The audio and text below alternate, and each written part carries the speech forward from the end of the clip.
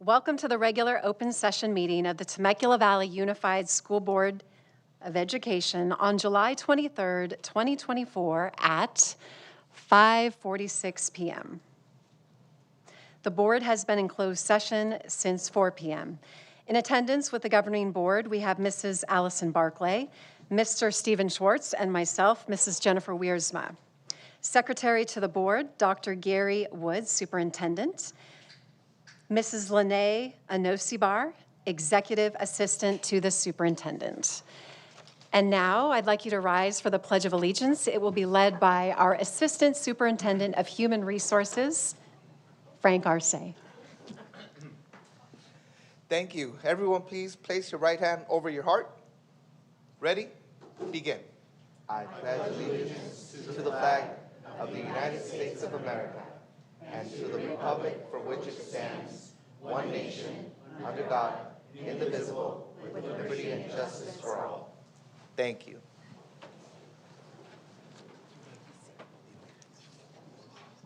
Thank you, Mr. Arce.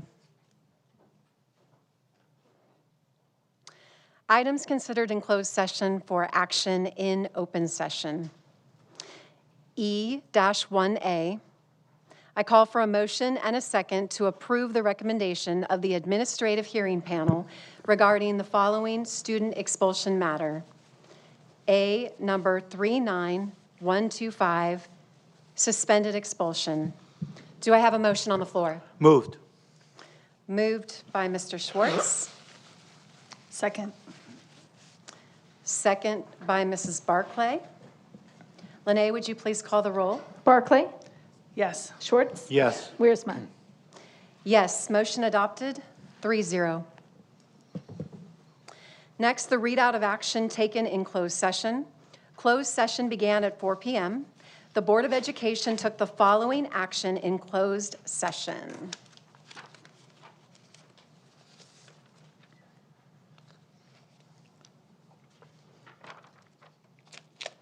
It was moved by Member Schwartz and seconded by Member Barclay to approve the notice of recommendation for immediate suspension without pay and dismissal from employment and statement of charges for certificated employee number 133577. The vote was 3-0. It was moved by Member Schwartz and seconded by Member Barclay to ratify the settlement agreement and release for certificated employee number 112899 effective June 21st, 2024. The vote was 3-0.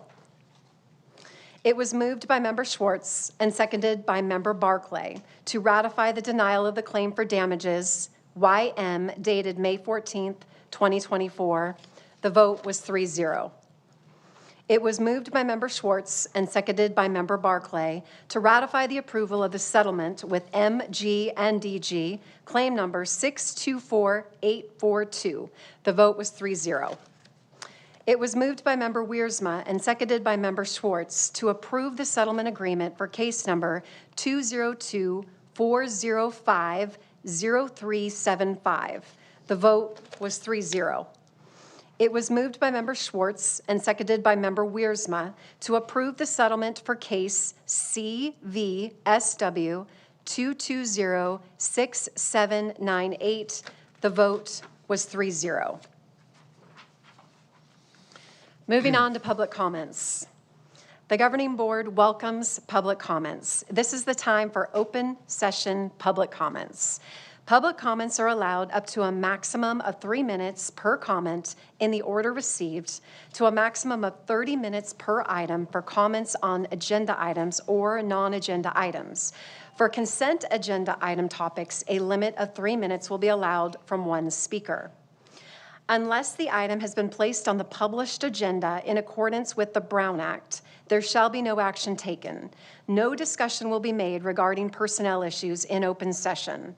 All public comments are an important part of the board meeting and are given careful consideration by the governing board. Are there any remaining public comments on any agendized items this evening, and which items? There are 7 public comments. We have consent. 3 on consent. There's 7 public, 3 on consent. 6 on info. All right, 7 on public, 3 consent, and 2 on info? 6 on info. 6 on info.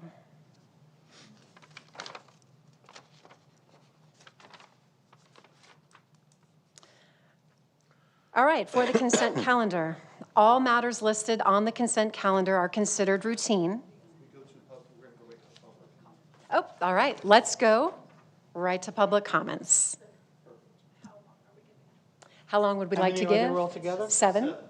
So 3 minutes? Yeah, sure. All right. So 3 minutes per speaker. First up is Gary Audie, followed by David Sola.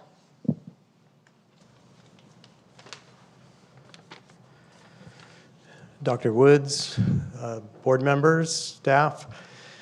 I'm Gary Audie. People have called me the bike guy. I know like I'm some leader of a bike gang.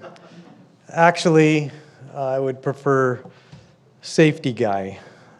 I care about our community, specifically our students, and many of them cycle to and from school, and to friends' houses, and around town. We've all encountered or heard about unsafe e-bike behavior, pedestrian safety, and cycling crashes, and I really want to change that. This year, I've been working to help coordinate safety programs with an emphasis on e-bike safety. In collaboration with TVUSD staff, city staff, Temecula PD, school resource deputies, CHP, and Bike Temecula Valley's youth and Caught With Your Helmet On divisions, we are developing a bike education-focused permitting program. Ultimately, this program will provide safety information to students and their parents, give school administration a better means of connecting with parents of student cyclists, and provide law enforcement with a platform to proactively communicate with youth cyclists while giving them a means for holding cyclists accountable to district rules, city ordinance, and laws. I would like to thank all the staff and volunteers who have worked on this safety project, and would like to give major kudos to both Michelle Bowers, who has held the process together in transition here, and Deputy Stamatolatos for heading up the education and enforcement aspects of this program. I encourage the board to continue to support joint efforts as this joint effort as a great example of what we can accomplish for our students when we work together. Thank you. Thank you. David Sola, followed by Andrew Enriquez. Thank you, board members, distinguished staff. My name is David Sola, and unlike Gary, I'm just a guy. My wife and I first moved to Temecula in 2011 when I was serving my 8th year on active duty in the Marine Corps. All 4 of my children have attended grade school here in Temecula, and my wife and I made a conscious decision to buy our home here in Temecula because of what was once a prestigious school district. We've seen many of the policies change and the players change along with them. Today, the board must comply with the law.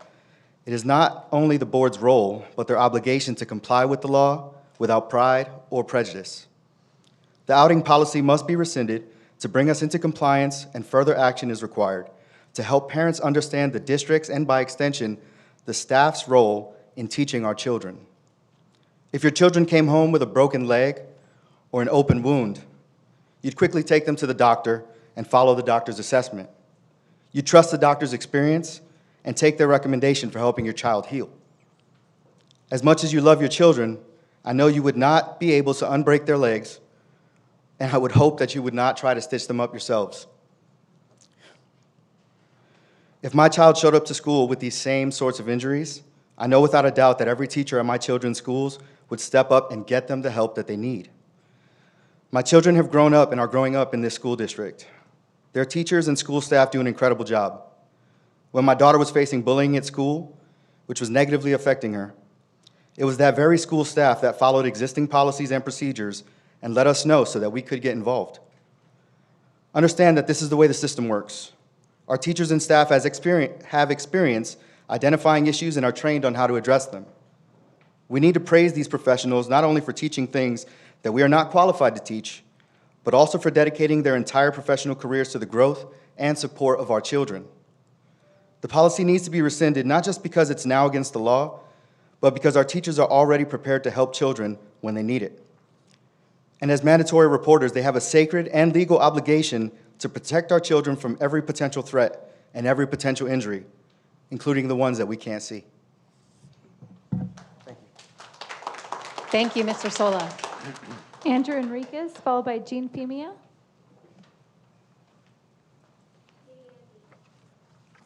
Good evening, ladies and gentlemen. The first on my agenda is Board Policy 5020.1, like the person behind me had just talked about. I want to advise the board that it is now illegal for any classified employee to engage in that policy. CSEA and our chapter has a very strict policy about abiding by the law. So I hope that this gets rescinded unanimously because the board policy itself is now considered illegal. My only concern is that the classified employees are protected and they do not have to do what the board had currently added. The next thing that I wanted to make the board aware of is that I will be speaking on 2 other agenda items, and one of my transportation members is going to be speaking to the board on another item. And I will share the concerns at that time, but it has to do with, I think, a little bit of respect and a little bit of contacting CSEA on why some of these agenda items are on here. So thank you with that. Have a great evening, and I'll talk to you in a little bit. Jean Femia, followed by Daniel Molina.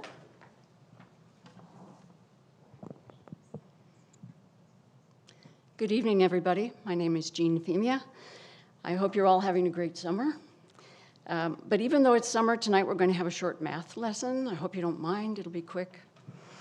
Our summer this year started with a recall election. In November 2022, we also had an election, and both events decided who would be school board trustees. But the decisions are not the important thing to notice. It's not the results that you should pay attention to. It's that almost 50%, almost half, of our community wanted different results. So let that just sink in for a minute. Almost half of our community wanted, in both these elections, different results. A Temecula School Board trustee represents all the people. Trustees don't work for just the folks who paid to get them into office or just the folks who voted for them. They work for everyone. A trustee manages assets to educate Temecula children, not just the normal kids, not just the gifted kids, not just the struggling kids, all the kids. Some of you may think you know what side I'm on and that I'm not talking to you, but think again. I'm talking to every sitting trustee and to everyone who wants to be a trustee. If you walk into this job with a closed attitude or a political agenda, you are wrong. If you walk into this job having already decided the policies and actions you're going to take in the first meeting, you are wrong. Look at the math. Half of the community disagrees with you. You don't know why they voted for or against you. People have all sorts of reasons for voting the way they do. And if you assume that you know why they voted, you will be wrong. So don't assume. Listen to all of them. Discount the extremes on both sides, please. But understand that listening and working together are the keys to doing your job well. Understand that listening and working together are the keys to building our community and educating our students. Thank you. Thank you. Daniel Molina, followed by John Vasquez.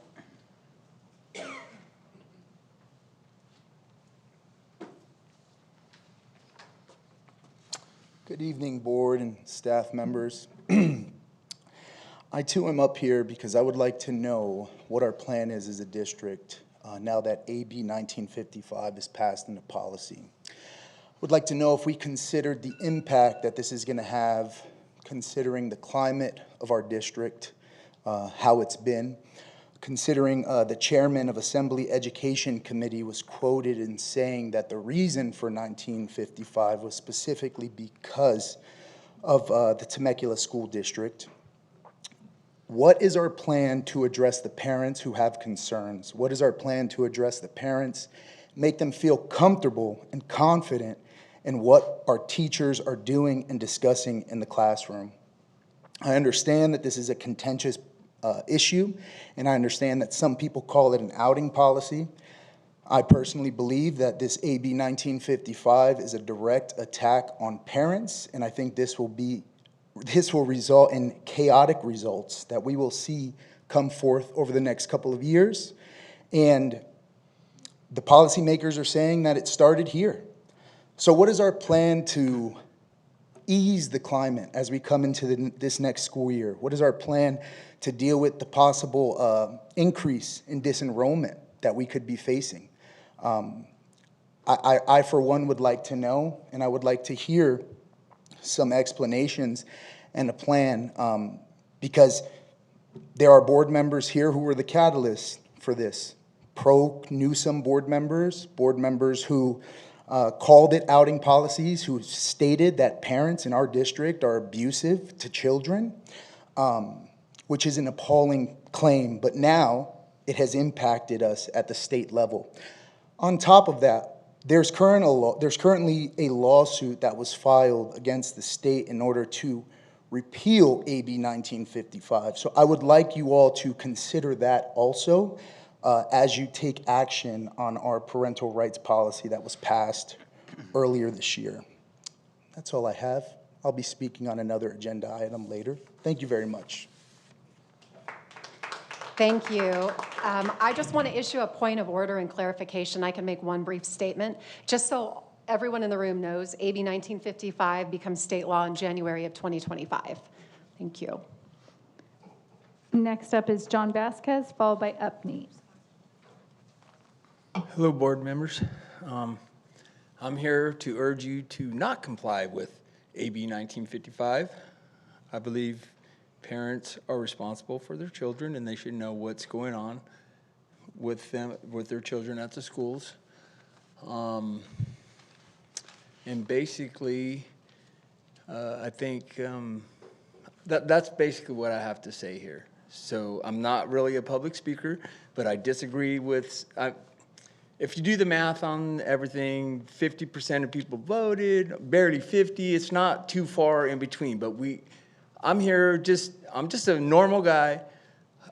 I care about the children, I care about the school district, I care about teachers and all that, but I would like to come together in unity and speak for the parents that don't come here, that are out doing their work and stuff, because I know I've been around here enough to know that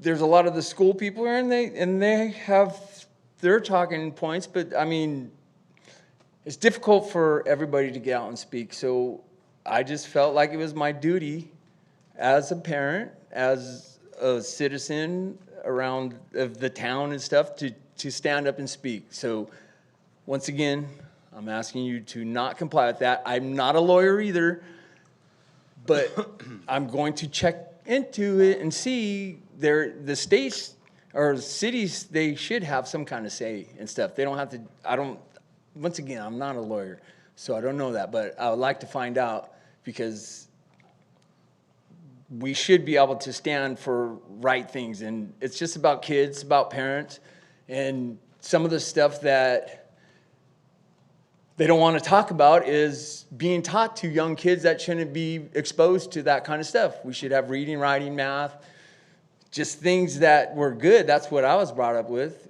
and I seem to have done good, and I believe America's good. And so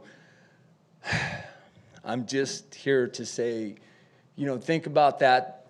It's something, but I would like to come together on it, do it that. But anyways, and I'm speaking for the people, because I talk to like a lot of the young men that work with me, and I talk to them, and they don't even know what the things that are going on here. They think their kids are getting taught just normal stuff, and that they're not gonna get notified on big things in their kids' lives. And they just don't understand. So anyways, I'm here to speak on that, and anybody out there watching, guys, come on down and speak your mind to your kids. And I believe we're all responsible for them, and we should have the right things being taught and done. That's it, and thank you very much. Thank you. Last speaker, Upney.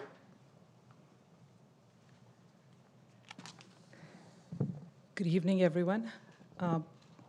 At the last meeting, there seemed to be some confusion, so I'm going to talk to certain points. The first one I'd like to speak to is what makes an effective school board trustee, and the second one is the process of recalls. So I would like to clarify the few points. An effective school board trustee focuses on student achievement, values public education, respects diverse perspectives, acts with dignity, maintains confidentiality, engages in professional development, understands the distinction between board and staff roles, and recognizes that the authority resides with the board collectively.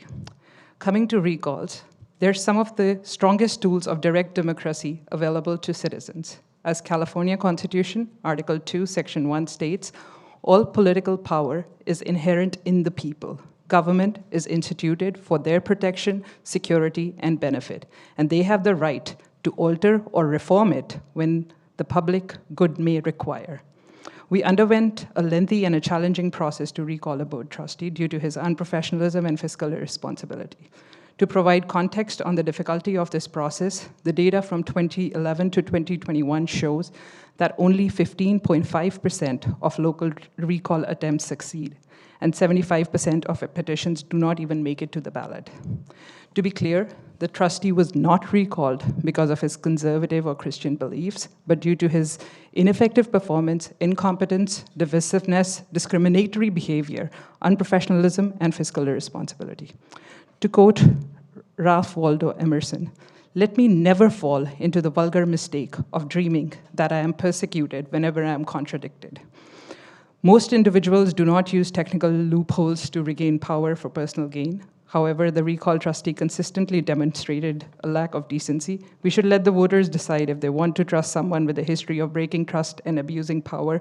I suggest we move past this topic instead of targeting marginalized students and educators, discriminating against different groups each week, and creating division within the community. We should focus on the main role of this board, supporting the academic success and safety of our students at TVUSDs. Since I have 40 seconds left, I'm going to talk on another topic. Teachers have been answering difficult questions for ages. Kindergarten teachers, when kids see babies being born around them, they ask them the question. The teachers direct them back, give them the answer appropriate for their age, and they direct them back to their parents to find out, more about it. So all these problems teachers have been handling like other issues. We are targeting like a specific group that, oh my God, what will happen if this is there? So usually laws are formed when somebody does something wrong. Look about like Blythe, I don't know what happened in Blythe, California, where they had to pass a law where you can't wear cowboy. Thank you.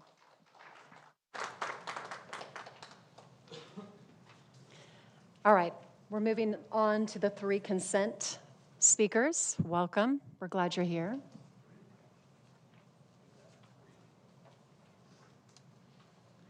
First up is Andrew Enriquez, followed by Upney. Good evening, ladies and gentlemen. This has to do with consent calendar item number 80, the contract that the district is looking to enter in with HIMIT. It's called the Agreement for Comprehensive Transportation, Training, and Mechanic Services. The problem with that is CSA was not notified that this was going to be brought up, as was promised by the Human Resources Assistant Superintendent when these types of items are brought up. So to my surprise, when I read the agenda on Friday afternoon and I saw that this was on there, I have some concerns. The language on here is very vague, and there's a potential, a very big potential, that some of this language, the way it was written, would cause problems with an Article 18, which is a transportation article, on how extra duty could potentially be given to our employees. It also potentially could affect the bidding process on how routes are going to be given out and how routes are going to be structured. The next thing is that it affects Article 710, the extra duty article within our contract. We have the right under the Education Employee Relations Act to to bargain impacts and effects of things that will change the structure of how we work. We didn't get that option. You are being given a contract to vote on that CSEA had knew nothing about, that will directly, potentially impact our employees, our transportation employees. There's concerns. This thing, we are putting, basically I'm telling you that we're putting in a demand to bargain, and that we are also doing a cease and desist by our labor rep, Ms. Valerie Hollins. If the board, and I have to be very honest with you, if the board chooses to pass this, then that could potentially open you up for an unfair labor practice, because this is within the scope of our bargaining, absolutely, because it affects our transportation department. I understand that there might be some concerns and getting into a contract with Hemet Unified, but look at it from our perspective.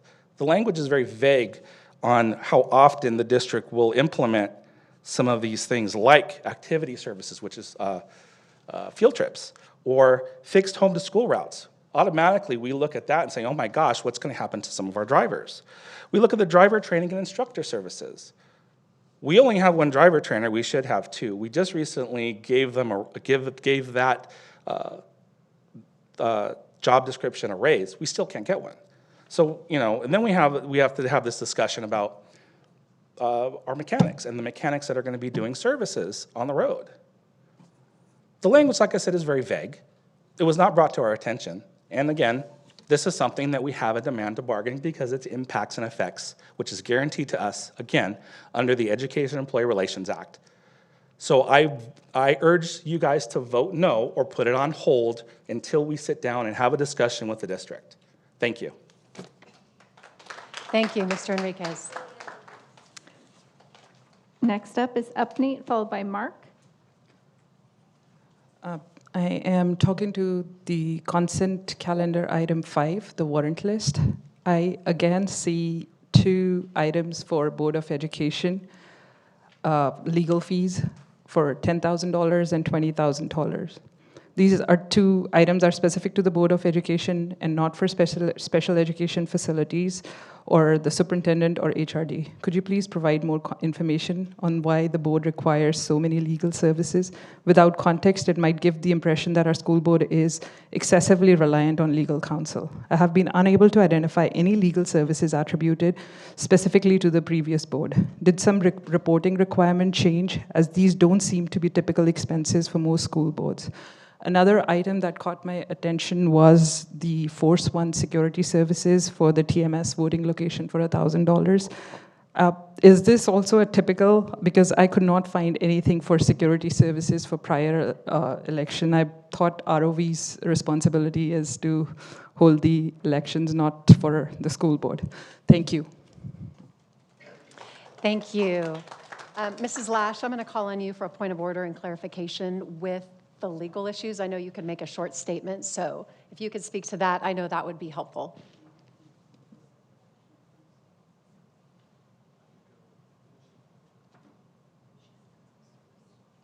All right, we'll finish the public comment and then we'll go back and have that discussion.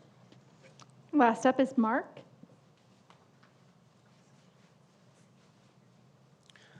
Honorable members of the board, I appreciate the opportunity to address the proposed agreement with Hemet Unified School District regarding transportation services. As a concerned member of the TVUSD Transportation Department, I urge the board to prioritize internal improvements before exploring collaborations with external entities. Currently, our transportation department faces significant challenges, including shortages of drivers, trainers, and mechanics. These challenges have affected our ability to maintain optimal service levels and meet the needs of our students and community. To address these issues effectively, I propose that TVUSD takes proactive steps internally.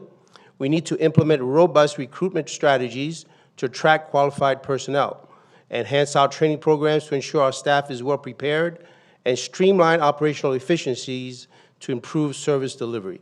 It is crucial for TVUSD to retain control over our transportation services to maintain local oversight and ensure alignment with the unique needs and values of our district. By focusing on internal improvements, we can strengthen our capacity to deliver reliable and high-quality transportation services to our students. Before considering any external partnerships, I respectfully request the board's support in initiating these proactive steps within TVUSD.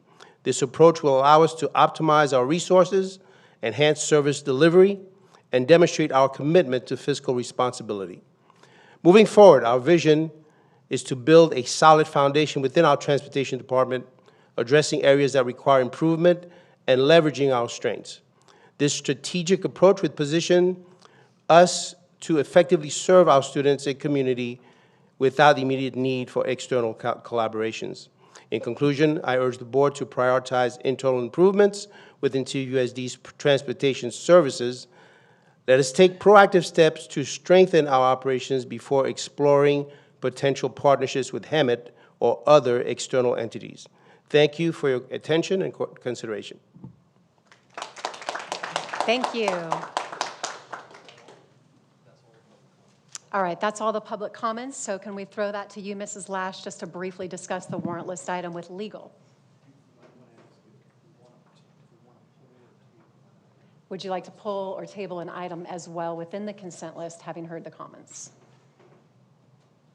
I mean, if we're going to discuss it, don't we need to pull it for discussion? Okay, so that's number 5, the warrant list. Okay, and I'd like to pull 80 as well. I think that would be Yeah, wise. that sounds Okay. good.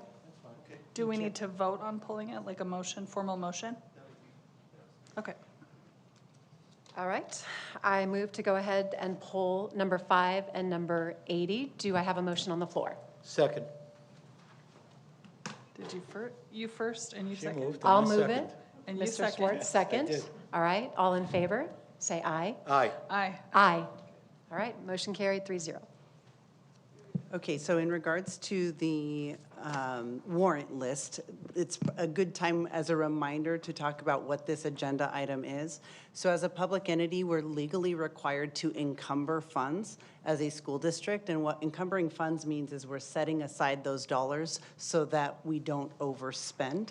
And so we do that via a purchase order or a contract. So it's very typical in July that you will see purchase orders or contracts on the agenda, on the warrant list. And what that says is, this is potential spending during the fiscal year. We're going to set the funds aside via purchase order or contract, but it's not actual spending. It's just we set a budget, we encumber the funds, meaning we set them aside, but we don't pay $1 unless services are rendered. So I know attorney fees has been a question. We set up contracts with attorneys. If you'll recall, June, we took the contracts to board. We had those contracts board approved. So then the next step is to encumber those funds through the contract process on the warrant list. And then this way, throughout the fiscal year, as the board needs or the district needs legal advice, we're billed in 15-minute increments, I believe. And so we don't spend any money unless services are rendered. So what this action item does is just encumber the funds. It's the authorization to utilize those contracts that the board approved, but it's not actual spending. Does that make sense? So in layman's terms, it's a holding tank. It's there if available, but hasn't been spent right up to this point. Correct. And there's Okay. no obligation necessarily in like those open purchase orders to use them at all. Great. Any other questions? I actually have a follow-up question if I may be permitted. Can we take that? Is that allowable? If she has a follow-up question? All right, not normally, so let's go ahead and, Very short question. We okay, did not- super short? yeah. Super short? We did not renew the contract for Orback and Half. Why are they still on the warrant So we list? can't have, Okay. That's but not on the agenda to discuss, so that's not something we can cover tonight. what is on the agenda is payment for Orbach and Huff, and sometimes what happens is we don't receive billings until July or August for services that were rendered in June or May. And again, this isn't necessarily a commitment to pay them, but sometimes we open a purchase order in case those invoices come in. We will have an ability to pay them against encumbering funds again. So, as a point of order, now that we've discussed item 80, I would like to move to vote on it or to table it. one That way was or the item other. 5. Oh, you want to do 5? Okay. I mean 5, I'm sorry. So I would move to vote on item number 5. Moved by Mr. Schwartz, Second. seconded by Mrs. Barclay. All in favor, say aye. Aye. Aye. Aye. All right, number 5 passed, 3-0. On to number 80. Any discussion for that one? Questions? So I can describe what the contract is, and then I know Mr. Arce, I can hand it over him for the impacts and effects conversation. So this is a reciprocal contract. It's the reason why it's in consent is because it's recurring in nature. Every single year, we contract transportation services that are above and beyond what our own employees are able to provide. In fact, we hear very frequently about the cost of charter buses, and we avoid those at all costs. But there are instances, and this isn't just for bus drivers, but you can see it's even for driver trainers for vacancies and things like that. So they do have a very large transportation department. We do have an absolute legal statutory obligation to provide transportation to our students. And when in the event that we are not able to, we can rely on these contracts to provide those services, and it's vice versa. If there are students that fit within the routes of TVUSD, we can have our staff accommodate Hemet Unified also for their transportation needs that are above and beyond what they're able to provide, or just make more sense for us to provide. From the bargaining perspective, I do want to share that any impacts and effects that this has on employees, CSEA absolutely has a right to demand to bargain, and we would have no problem with agendizing it at our next negotiation session. At this point, however, this is simply a bit of a renewal of a contract, so re-upping a previous agreement, I think with less districts than previously agreed upon. And I should also say that I do continue to hold myself accountable to be committed to giving our CSEA president a heads up when I know that transportation items are coming to the agenda. Unfortunately, there are times that I'm not aware that an item was on the agenda. With that said, we are absolutely willing to continue to negotiate any impacts and effects related to that. And just like we talked about with attorney fees, this is just a contract in the event that we need these services. This is no commitment to right out the gate use Hemet Unified, but just like with an attorney, if we need them, we have a contract in place and the ability to utilize them. But this is a recurring item that we have utilized services for historically without violating any collective bargaining agreement. So this is just a renewal of those services should we need them.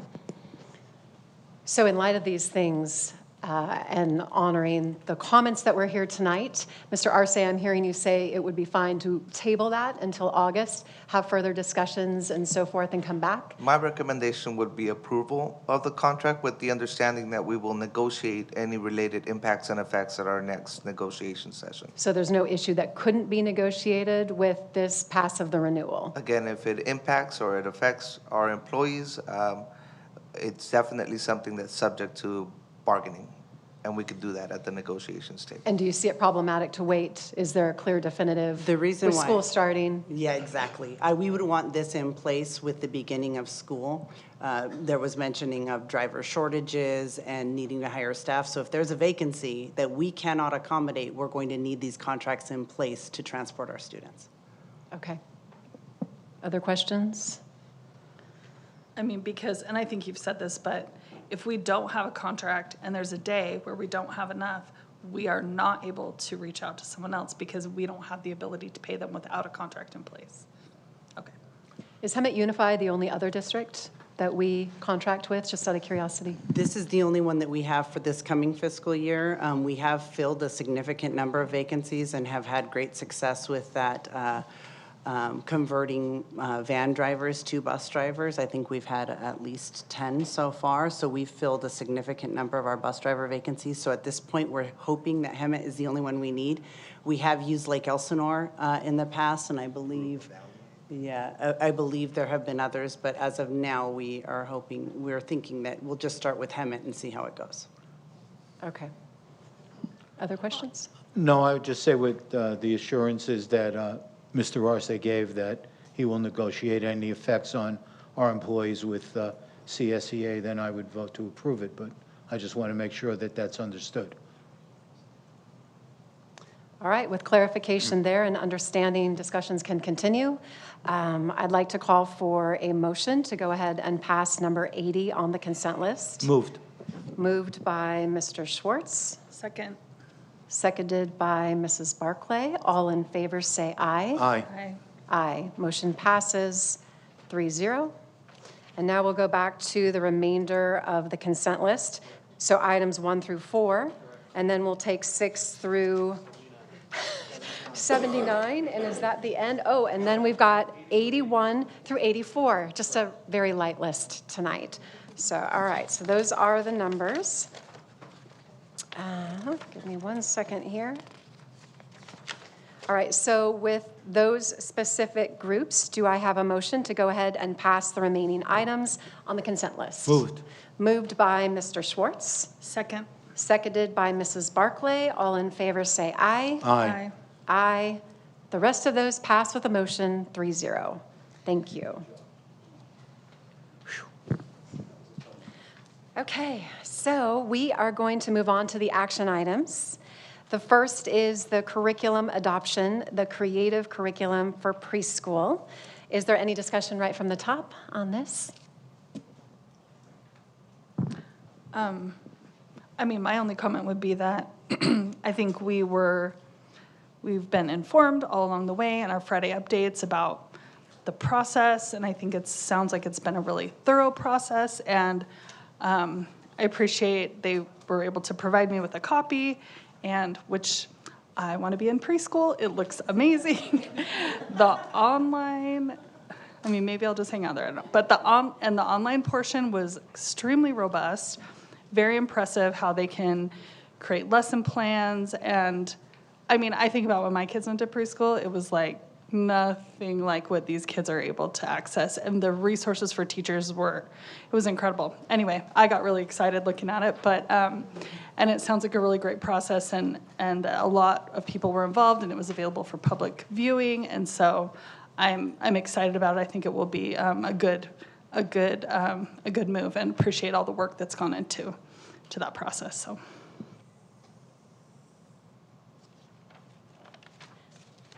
So it's good to be a little, for sure. I really appreciate Amy Paradise sending me not only the link to get onto what was available online, but then also to get a sampling of the material. I loved the thematic approach covering letters, music, movement, libraries, toys, games, numbers, outdoor life. I especially liked the book Water Princess. I actually brought that. Oh, such a great book. It's the story of Georgie Badil, and she's an African model who talks about the importance of clean water and how the people in her village walk for 4 miles a day to get to that. And so I just thought, what a great way for education to teach diversity and history, what's going on in the world, to create empathy, compassion, all those things. So I love that. The other one I noted was Llama Llama Red Pajama. So much fun to be in PK, and again, it was great to read through these particular items, and I wanted to thank Amy because we had a discussion online about the fact that, as Mrs. Barclay mentioned, there are great sections, very robust. They have intentional training experiences. So as I looked through all of that, there was one thing that I'd just like to throw out there. There are sections like buried treasure, knowing our friends, writing poems, and it goes on, making lemonade, all of that. I would really love to see how about exploring America. That was one thing that I thought, if this curriculum committee might want to consider looking at some resources for the littles, books on mentions of heroic characters, very basic civics, right? We're talking 4-year-olds, but patriotism, love of country, Johnny Appleseed, what's a flag, what are the colors, that sort of thing. So I would love to see that, and I think there was positive discussion revolving around that. You're not too young to start learning about all of those things. One other mention, or actually question that I had, for this particular committee, it was different, right? There was a preschool curriculum committee, which is different from our elementary curriculum committee, is that right? Yes, Ms. Wiersma, that is correct. This is considered a small adoption, and that is really only centered on students who don't necessarily go through the entire system. So in this case, because it is a small adoption, we're talking less than 100 students, and so the process is very different and not necessarily outlined by board policy. I would like to say, though, with the guidelines that were established with Ms. Deus's assistance earlier in the fall in regards to curriculum adoption, I want to thank Ms. Paradise, our Director for Early Childhood Education, because she really did go back to that document, use it as a resource to ensure that she was soliciting parent input and trying to follow some of those guidelines, especially for such a small adoption. I know the email went out to over 400 parents. I think you got very minimal responses. However, I know she really did her due diligence to do that. And one more comment with Ms. Wiersma. I was talking to Ms. Paradise about some of the information in the email about the patriotism and things like that. We do have things within our established preschool foundations that we will revisit with our preschool team to make sure that we're adding some of those things in. Great. Yep. All right. Thank you. I appreciate everyone's work on this. Any other discussion? Okay, since you mentioned the books, did you read the book about the shoes? I didn't read that one. I saw all the titles. Okay, I was laying in bed crying last night. That book, oh my gosh, it was so, yes, emotional. I'm sure the little preschoolers will not understand the story, but a little boy who didn't have shoes and Were they anyway. Louis Vuitton? No, Steve, I'll bring it for you to read. I'm getting teary-eyed thinking about it. Anyway, that book, oh boy.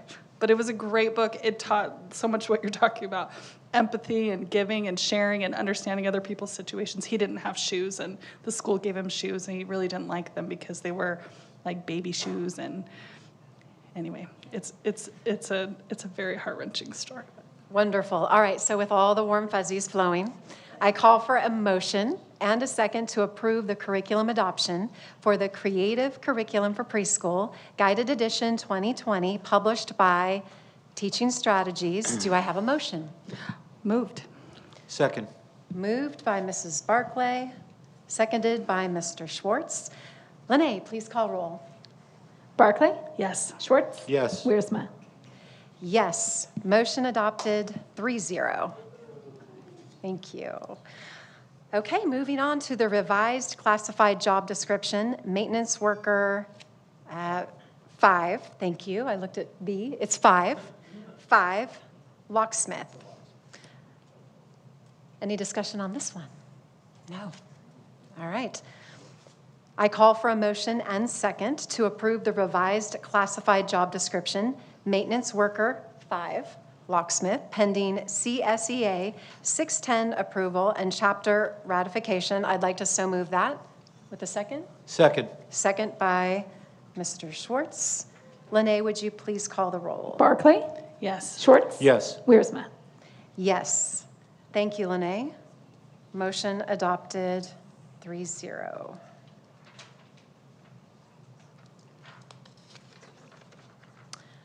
All right, moving on to the Temecula Valley Unified School District and Temecula Valley Educators Association, CTA/NEA Memorandum of Understanding, a waiver of Anchor Bronze Enrollment, WABE. Mr. Ross, is that what we discussed before? The Yeah, this is a renewal of an MOU that was agreed to last year with TVA regarding about health yeah. coverage, correct? Yeah, correct. I would move to put it on the vote. You moved? I moved. All right, he officially moved it. Moved by Mr. Schwartz. Do I have a second? I'll second it. Seconded by Mrs. Barclay. Lene, would you please call the roll? Barclay? Yes. Schwartz? Yes. Wiersma? Yes. Motion carries 3-0. Thank you, Lene. Number 4, the notice of public hearing for resolution number 2024-25/01 for Temecula Valley Unified School District's intent to request use of grant funding for new construction projects. Any discussion or questions with number 4? Mrs. Lash, do you want to just Mrs. give us Lash, a- would you like to share? And I'll apologize in advance. The rest of the action items are warm fuzzies over, and it's going to be the business services show. So action items 4, 5, and 6 are all related to state matching facility dollars. So, and this is for Summit Academy. If you'll recall that during the facility presentation last month, or couple months ago, I guess it's been, the state will match new construction dollars 50-50. So we put in 50%, the state will match 50% if you are eligible. So for Summit Academy, what this resolution does is that it allows Summit Academy to access state matching funding based on Chaparral's eligibility. And because they're a feeder school into Chaparral, we are utilizing Chaparral's eligibility for state matching dollars for Summit Academy construction. It is potentially, and it's pending the state being able to have funding to match those dollars, but this is potentially $11 million in state matching funds. Yes, good news. And so item 4 is the notice of the public hearing. Item 5 is the actual public hearing, and then item 6 is the resolution itself. Okay. So bear with us, folks. I call for a motion and a second to provide notice to conduct a duly authorized public hearing on July 23rd, 2024 regarding resolution number 2024-25/01 for Temecula Valley Unified School District's intent to request use of grant funding for new construction projects. Do I have a motion? Moved. Moved by Mr. Schwartz. I'll go ahead and second that. Lene, please call the roll. Just Barclay? 1 second. I'm sorry. Oh, hold. I just want to check with Nicole. Once we go into it, if we approve it, then the state, if they don't give it to us now, it's like an IOU where eventually we We're get in the the money. queue, exactly. Correct? This puts us in the queue, and then we just sit there and they go through the queue in order Right. as received. That for was the when they get understanding we funded. had. Great. Thank you. Great question. Barclay? Yes. Schwartz? Yes. Wiersma? Yes, motion carries 3-0. Could Thank you, Lene. Just 1 sec, if I could. If you guys get a chance, anyone who wants to see what's going on at Summit Academy, it's on Washington Avenue, take a drive by. It's amazing how fast that building is going up, and the whole place is just a beautiful, beautiful facility for our kids. All right, If you've number- never gotten, I'm sorry, if you've never gotten a chance to go, try to make an appointment to see it. It is just the school of the future, and it's well-deserved for our children to have a facility like that. And it's a school of choice. So if you want your children to go there and they're not enrolled, you can apply to have them go there. All right, number 5, let's conduct a public hearing for resolution number 2024-25/01 for Temecula Valley Unified School District's intent to request use of grant funding for new construction projects. I call for a motion and a second to conduct a duly authorized public hearing to obtain public input prior to the consideration to approve the intent to request use of grant funding for new construction projects. Do I have a motion? Moved. Moved by Mr. Schwartz, Second. seconded by Mrs. Barclay. Lene, would you please call roll? Barclay? Yes. Schwartz? Yes. Wiersma? Yes. Thank you. Lene, motion carries 3-0. Now to conduct the public hearing.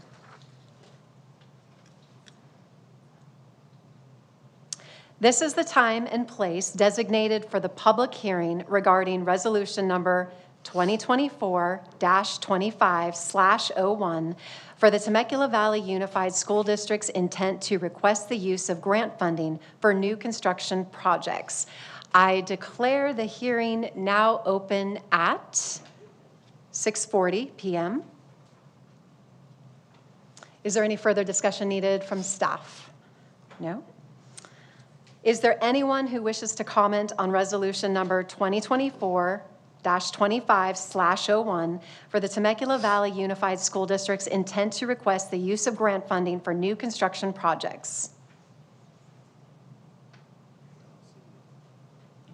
No comments?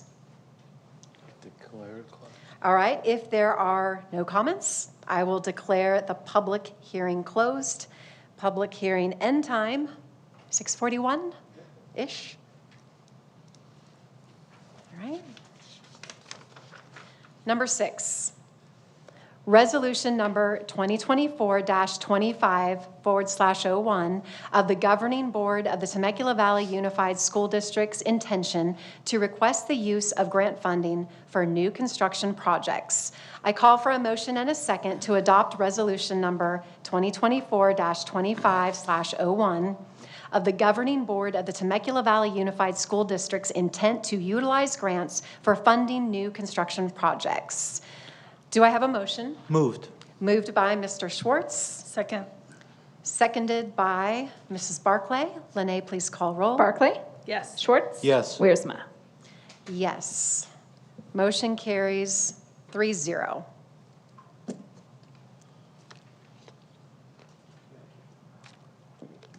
All right. I got some water. For the following agenda item, the board will be acting as the legislative body of CFD number 2021-1 of the Temecula Valley Unified School District. Resolution number 2024-25/02 of the Board of Education of the Temecula Valley Unified School District, acting as the legislative body of Community Facilities District number 2021-1, authorizing the issuance of special tax bonds of Community Facilities District number 2021-1, approving a fiscal agent agreement, approving a bond purchase agreement, approving a preliminary official statement and delivery of an official statement, approving certain related documents, making related findings and determinations, and taking certain other actions in connection therewith. The board will now consider adopting resolution number 2024-25/02 to approve the issuance of special tax bonds of CFD number 2021-1 in a maximum principal amount of $6 million. I understand we may have a brief presentation from district staff and consultants. Mrs. Lash. Okay, so this action item is related to issuing new bonds on existing CFDs, or Community Facilities Districts. So in December of 2021, the board approved the establishment of CFD 2021-1, and at that point authorized the issuance of bonds. Well, it's time to issue those bonds. So all this is actually selling of the first installment of bonds with the, as you mentioned, the principal amount of approximately $6 million. I want to make sure to very clearly say that this is not adding or increasing any taxes for any taxpayers. That is, when you purchase a home, it is established of what your CFD taxes will be. That is over here. All this is doing is issuing bonds to provide funding to actually pay for those facility projects, and then the tax dollars that are collected go to pay off those bonds. Does that make sense? Thank you for clarification. So no new taxes. No new taxes. No new taxes. So what you're saying is you're not, we are not encumbering any funds to pay for anything? Correct. Thank you. There was some concern. I know that if you see neighboring districts like Murrieta with their bond issue, it's different, apples to oranges. I know people reached out to me with concerns, so I just want to thank Mrs. Lash for spending time with me on the phone and clarifying. It's very complicated, but I've really enjoyed learning and gleaning, so thank you for your expertise.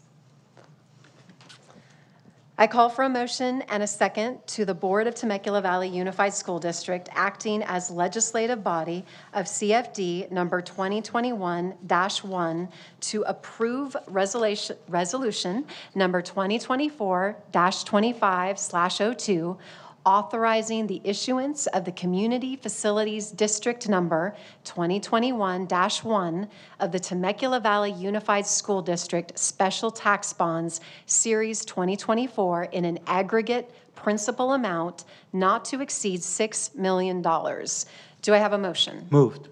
Moved by Mr. Schwartz. Second. Seconded by Mrs. Barclay. Lene, please call roll. Barclay? Yes. Schwartz? Yes. Wiersma? Yes, motion carries 3-0. Thank you, Lene. Matters related to CFD number 2021-1 scheduled for tonight are now complete. Moving on to number 8, for the following agenda item, the board will be acting as the Board of Directors of the Temecula Valley Unified School District Financing Authority. Resolution number 2024-25/03 of the Board of Educators of the Temecula Valley Unified School District Financing Authority authorizing and directing the issuance, sale, and delivery of not to exceed $52 million principal amount of Temecula Valley Unified School District Financing Authority 2024 special tax revenue bonds, approving execution and delivery of an indenture of trust, a bond purchase agreement, an official statement, an escrow agreement, and certain other agreements and documents in connection therewith, making certain findings and authorizing certain actions in connection therewith. The board will now consider adopting Resolution 2024-25/03 to authorize the issuance, sale, and delivery of 2024 special tax revenue bonds in a maximum principal amount of $52 million in order to refinance outstanding debt for savings. I understand we may have another brief presentation from district staff and consultants. Take it away. Just me. So action items 8 and 9 are related to refunding of existing CFD bonds. Once again, we are not adding or increasing any new taxes. There's no financial impact to the district or to the taxpayers of this community. This is simply allowing existing tax dollars to go farther by refunding existing bonds. And so what action item 8 is it's the resolution to issue the special tax revenue bond in the amount of approximately $52 million. And then action item 9 is a resolution for refinancing those outstanding bonds. So the 8 is the new bond, and the proceeds of which will be refinancing the existing bonds, and action item 9 is the resolution to refinance each of those bonds. So again, I apologize in advance for all of the reading, but no financial impact. Well, it's a positive financial impact, if anything, because we anticipate, we're hoping we could potentially benefit maybe $250,000 a year more towards facility projects through the refunding of these bonds. So this one, simply put, is more bang for your buck? Yes, exactly. Yes, all right. So that is good Well news. said. Thank you. Any questions, discussion? No, okay. I call for a motion and a second as the Board of Directors of the Temecula Valley Unified School District Financing Authority to approve resolution number 2024-25/03, authorizing the issuance, sale, and delivery of 2024 special tax revenue bonds in an aggregate original principal amount not to exceed $52 million. Do I have a motion? Moved. Moved by Mr. Schwartz. I'll go ahead and second it. Lene, please call the roll. Barclay? Yes. Schwartz? Yes. Wiersma? Yes, thank you, Lene. Motion adopted 3-0.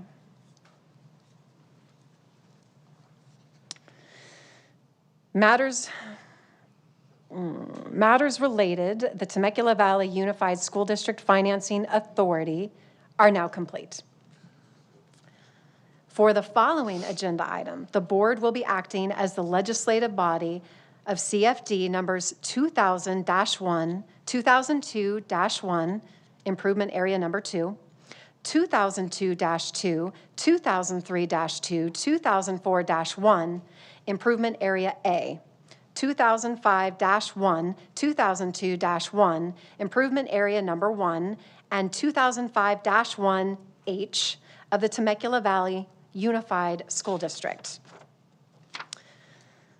Resolutions of the Board of Education of the Temecula Valley Unified School District acting as the legislative body of certain community facilities districts of the Temecula Valley Unified School District, approving a first supplemental fiscal agent agreement and amended and restated funding allocation agreement, and taking certain other actions in connection therewith. Resolution of the Board of Education of the Temecula Valley Unified School District acting as the legislative body of certain community facilities districts of the Temecula Valley Unified School District, authorizing the issuance of the 2024 special tax refunding bonds, approving a fiscal agent agreement, bond purchase, contract, escrow agreement, and other documents for refinancing outstanding special tax bonds, making related findings and determinations, and taking other actions in connection therewith. Resolution number 2024-25/04. Resolution of the Board of Education of the Temecula Valley Unified School District, acting as the legislative body of Community Facilities District Number 2000-1 of the Temecula Valley Unified School District, approving a first supplemental fiscal agent agreement and amended and restated funding allocation agreement, and taking certain other actions in connection therewith. Resolution number 2024-25/05. Resolution of the Board of Education of the Temecula Valley Unified School District, acting as the legislative body of Community Facilities District Number 2002-1 of the Temecula Valley Unified School District, approving a first supplemental fiscal agent agreement and amended and restated funding allocation agreement, and taking certain other actions in connection therewith. Resolution number 2024-25/06. Resolution of the Board of Education of the Temecula Valley Unified School District, acting as the legislative body of Community Facilities District Number 2002-2 of the Temecula Valley Unified School District, approving a first supplemental fiscal agent agreement and amended and restated funding allocation agreement, and taking certain other actions in connection therewith. Resolution number 2024-25/07. Resolution of the Board of Education of the Temecula Valley Unified School District, acting as the legislative body of Community Facilities District Number 2003-2 of the Temecula Valley Unified School District, approving a first supplemental fiscal agent agreement and amended and restated funding allocation agreement, and taking certain other actions in connection therewith. Resolution number 2024-25/08. Resolution of the Board of Education of the Temecula Valley Unified School District, acting as the legislative body of Community Facilities District Number 2004-1 of the Temecula Valley Unified School District, approving a first supplemental fiscal agent agreement and amended and restated funding allocation agreement, and taking certain other actions in connection therewith. Finally, Resolution number 2024-25/09, resolution of the Board of Education of the Temecula Valley Unified School District, acting as the legislative body of Community Facilities District Number 2005/1 of the Temecula Valley Unified School District, approving a first supplemental fiscal agent agreement and amended and restated funding allocation agreement, and taking certain other actions in connection therewith. The board will now consider adopting resolution numbers 2024-25/04, 2024-25/05, 2024-25/06, 2024-25/07, 2024-25/08, and 2024-25/09, to approve amendments to certain documents relating to the district's outstanding special tax bonds. The board will now also consider adopting resolution numbers 2024-25/10 and 2024-25/11 to approve the issuance by 2 school district community facilities districts of additional series of refunding bonds. These actions are being considered in connection with a pooled refunding being proposed by the Temecula Valley Unified School District Financing Authority in order to refinance outstanding debt for savings. Yes, that was all required. I checked. Do we have a brief presentation from the one and the only Mrs. Lash? Oh, we're good. So we're covered? We're good. All right. Do we have any questions or discussions? Hurry, move it, Steve. We don't. Hallelujah. Okay.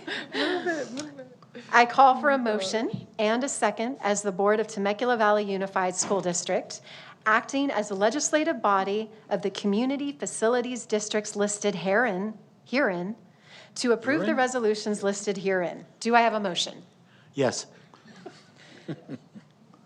All right, we have a motion from Mr. Schwartz, Second. a second from Mrs. Barclay. Lene, would you please call roll? Barclay. Yes. Schwartz. Yes. Wiersma. Yes, motion adopted. Thank you for your patience. 3-0, we've made it through.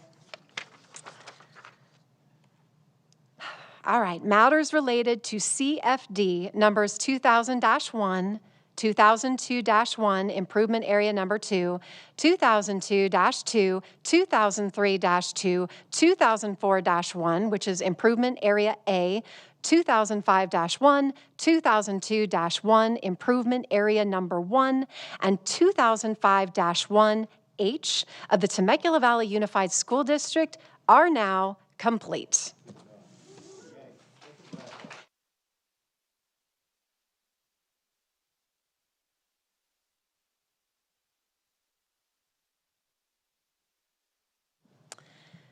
Okay, so now we're on to section N, which is information and reports. We have 6 speakers. We welcome you to the podium. Come on down. First up is Andrew Enriquez, followed by Christine Massa.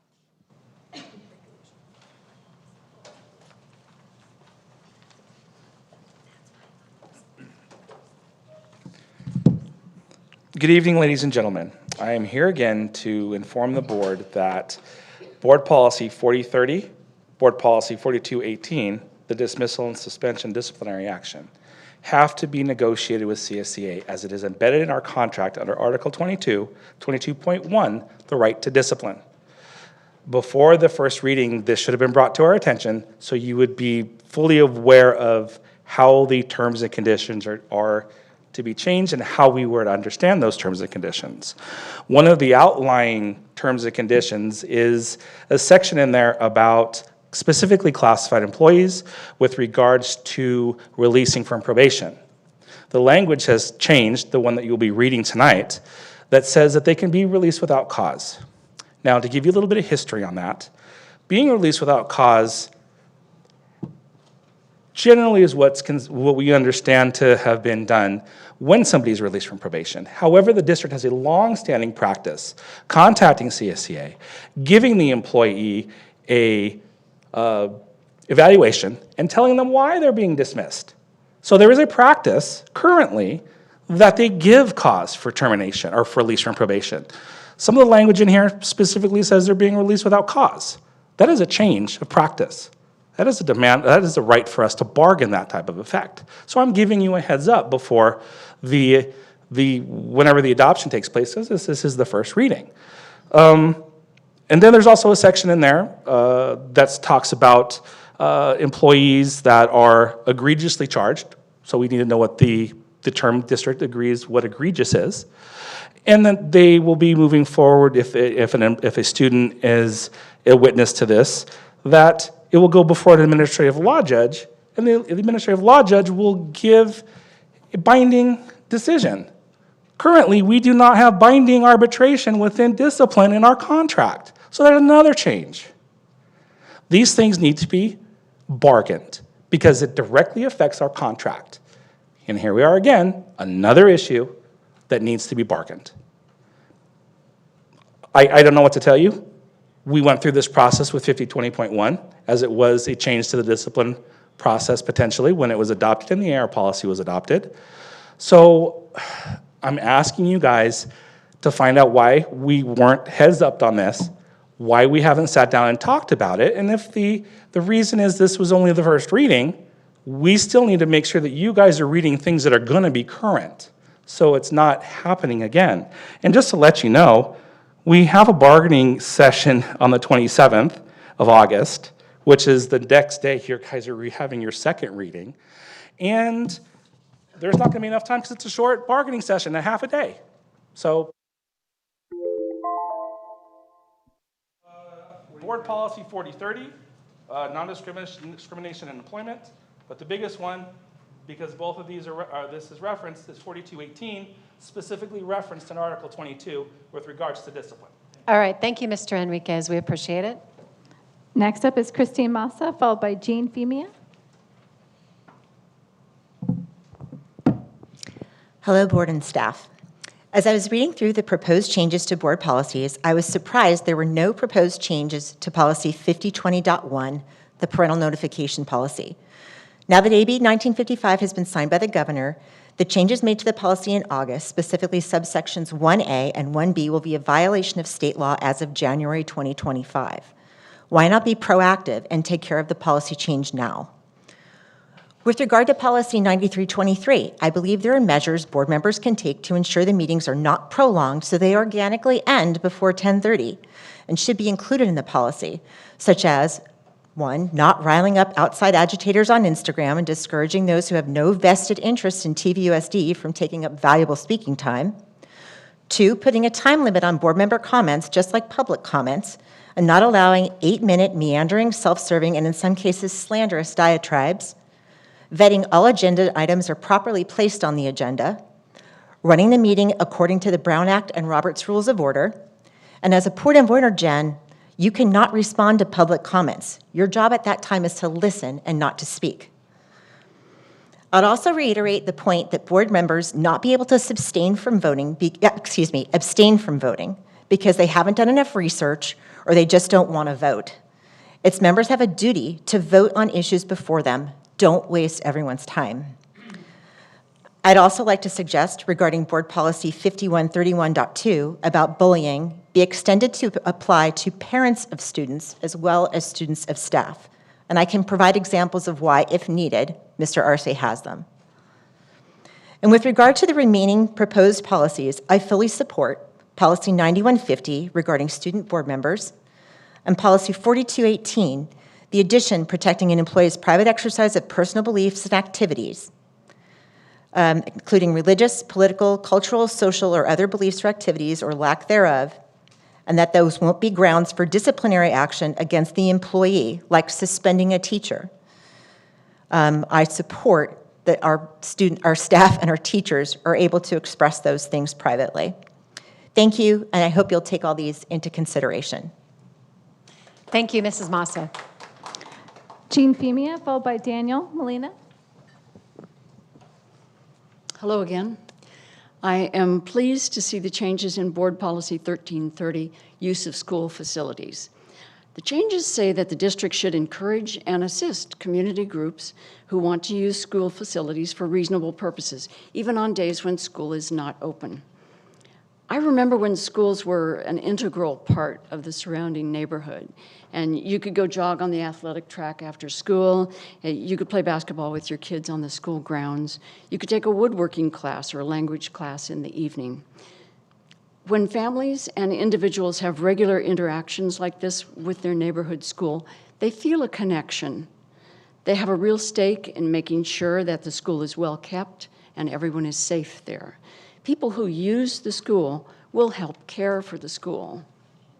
I noticed that the new policy mentions entering into agreements for the joint use of facilities. I'm sure that the city of Temecula would be interested in agreements like that, and I hope that you will pursue them. I encourage you not only to pass this revised policy, but to really take advantage of it. Let's build community by bringing people into our schools more often. I'm also happy to see that you're bringing back the student board member position.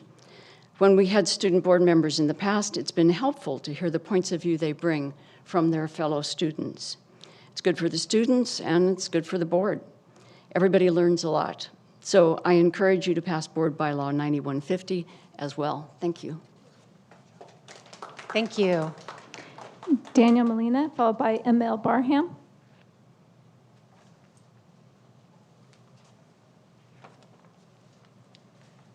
Good evening again.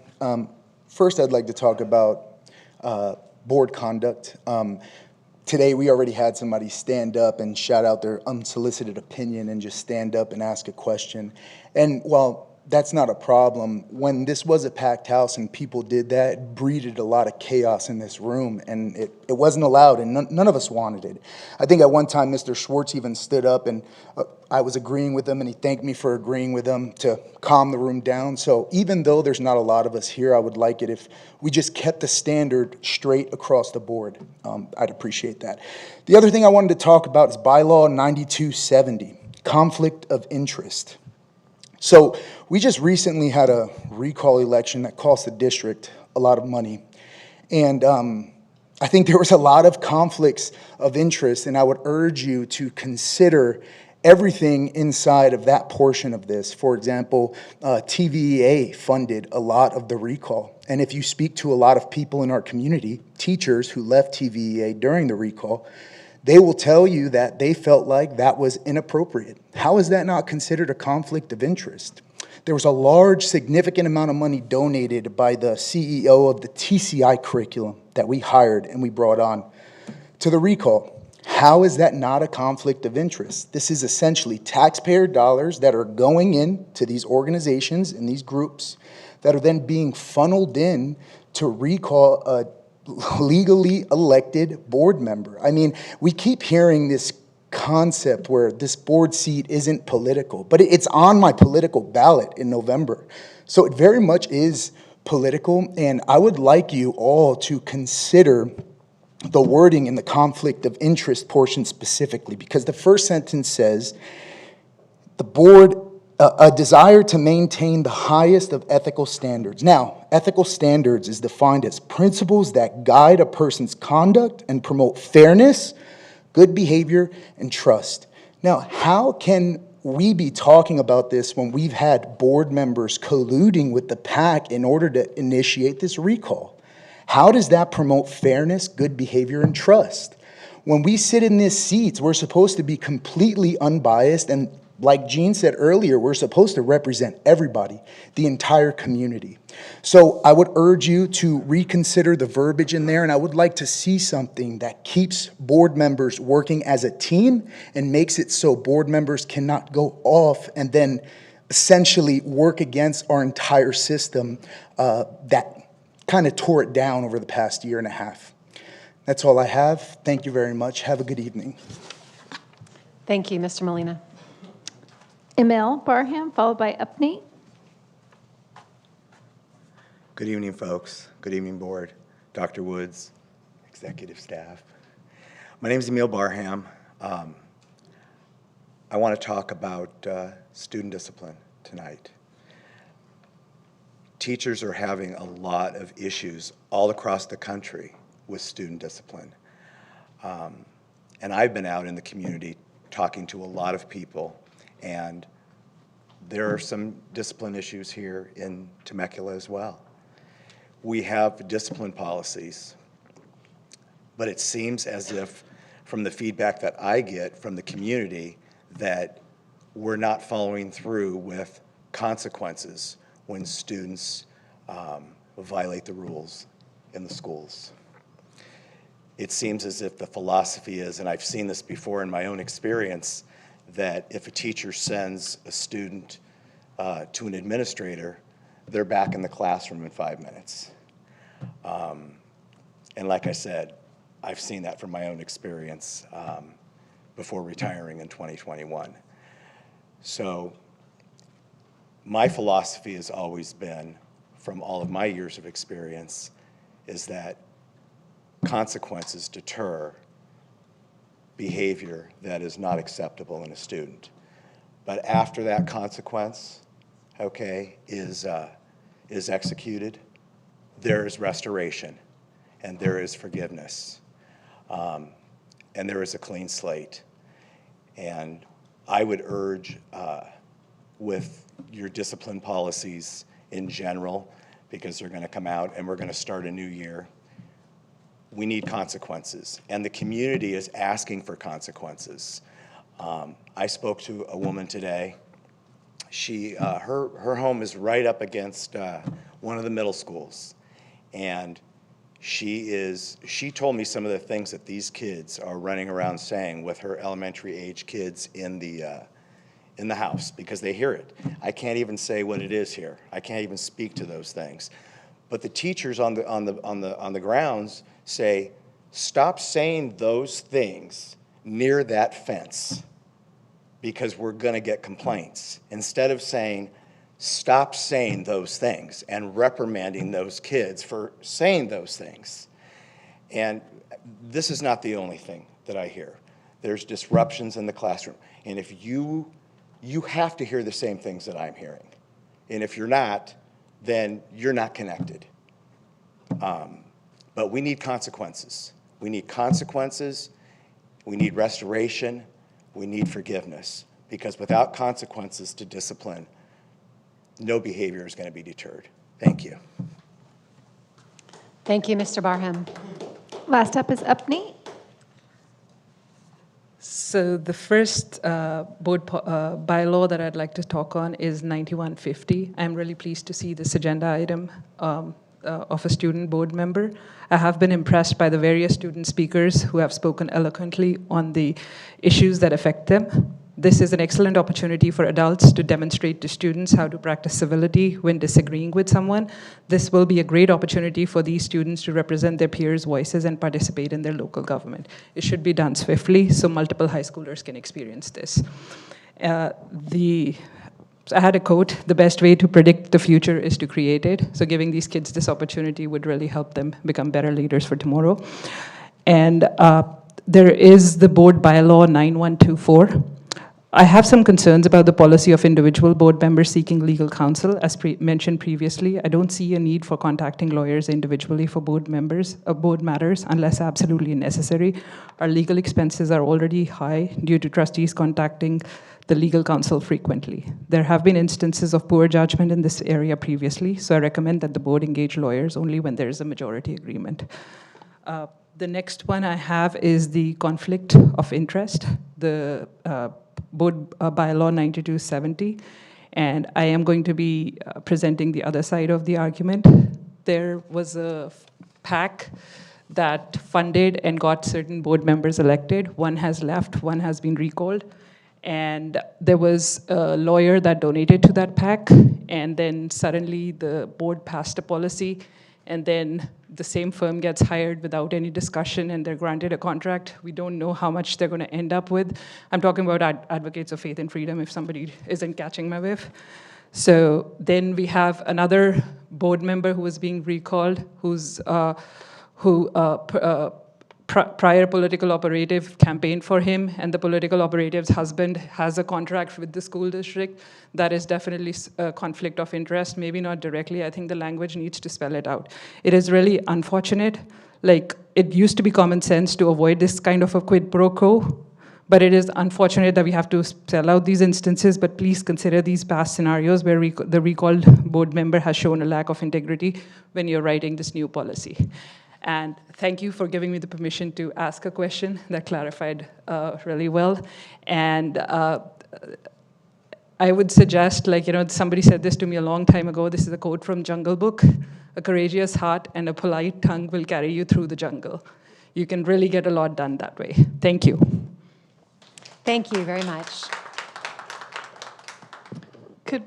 Could we take like a short break? Because I know we can't take breaks now Yes, anymore. let's take a 5-minute recess. Thank you for the reminder. We'll see you in 5 minutes.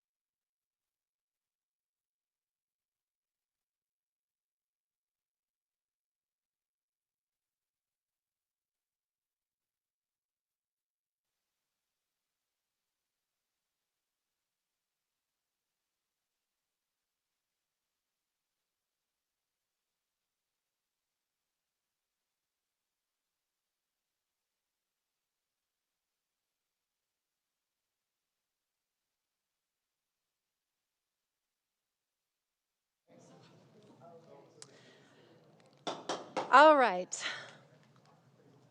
Recess is over. We're going to go ahead and move forward. Thank you for your patience tonight. Now we are going to head into the section where we talk about all of the policies. This is an information time or a sunshining where we know many people have had the chance to read through it and look at it for a first read. We won't be voting on anything tonight, but what I'd like to throw out to my colleagues is there a particular policy that you'd like to talk about? I know we won't go through all 20, but I'm opening the floor for your thoughts. No, just the one I pointed out to you was about how many meetings we have per month. I think 14 meetings per year is better than 14 meetings. Microphone. 14 meetings per year is better than 14 meetings per month. So that was just, I guess a typo. So I already told Lene about it. Please, not 14 meetings a month. If I could just say quickly, I've looked through most of them, and most of them are designed to bring us into line with either Ed Code, Ed Law, or CSBA policy.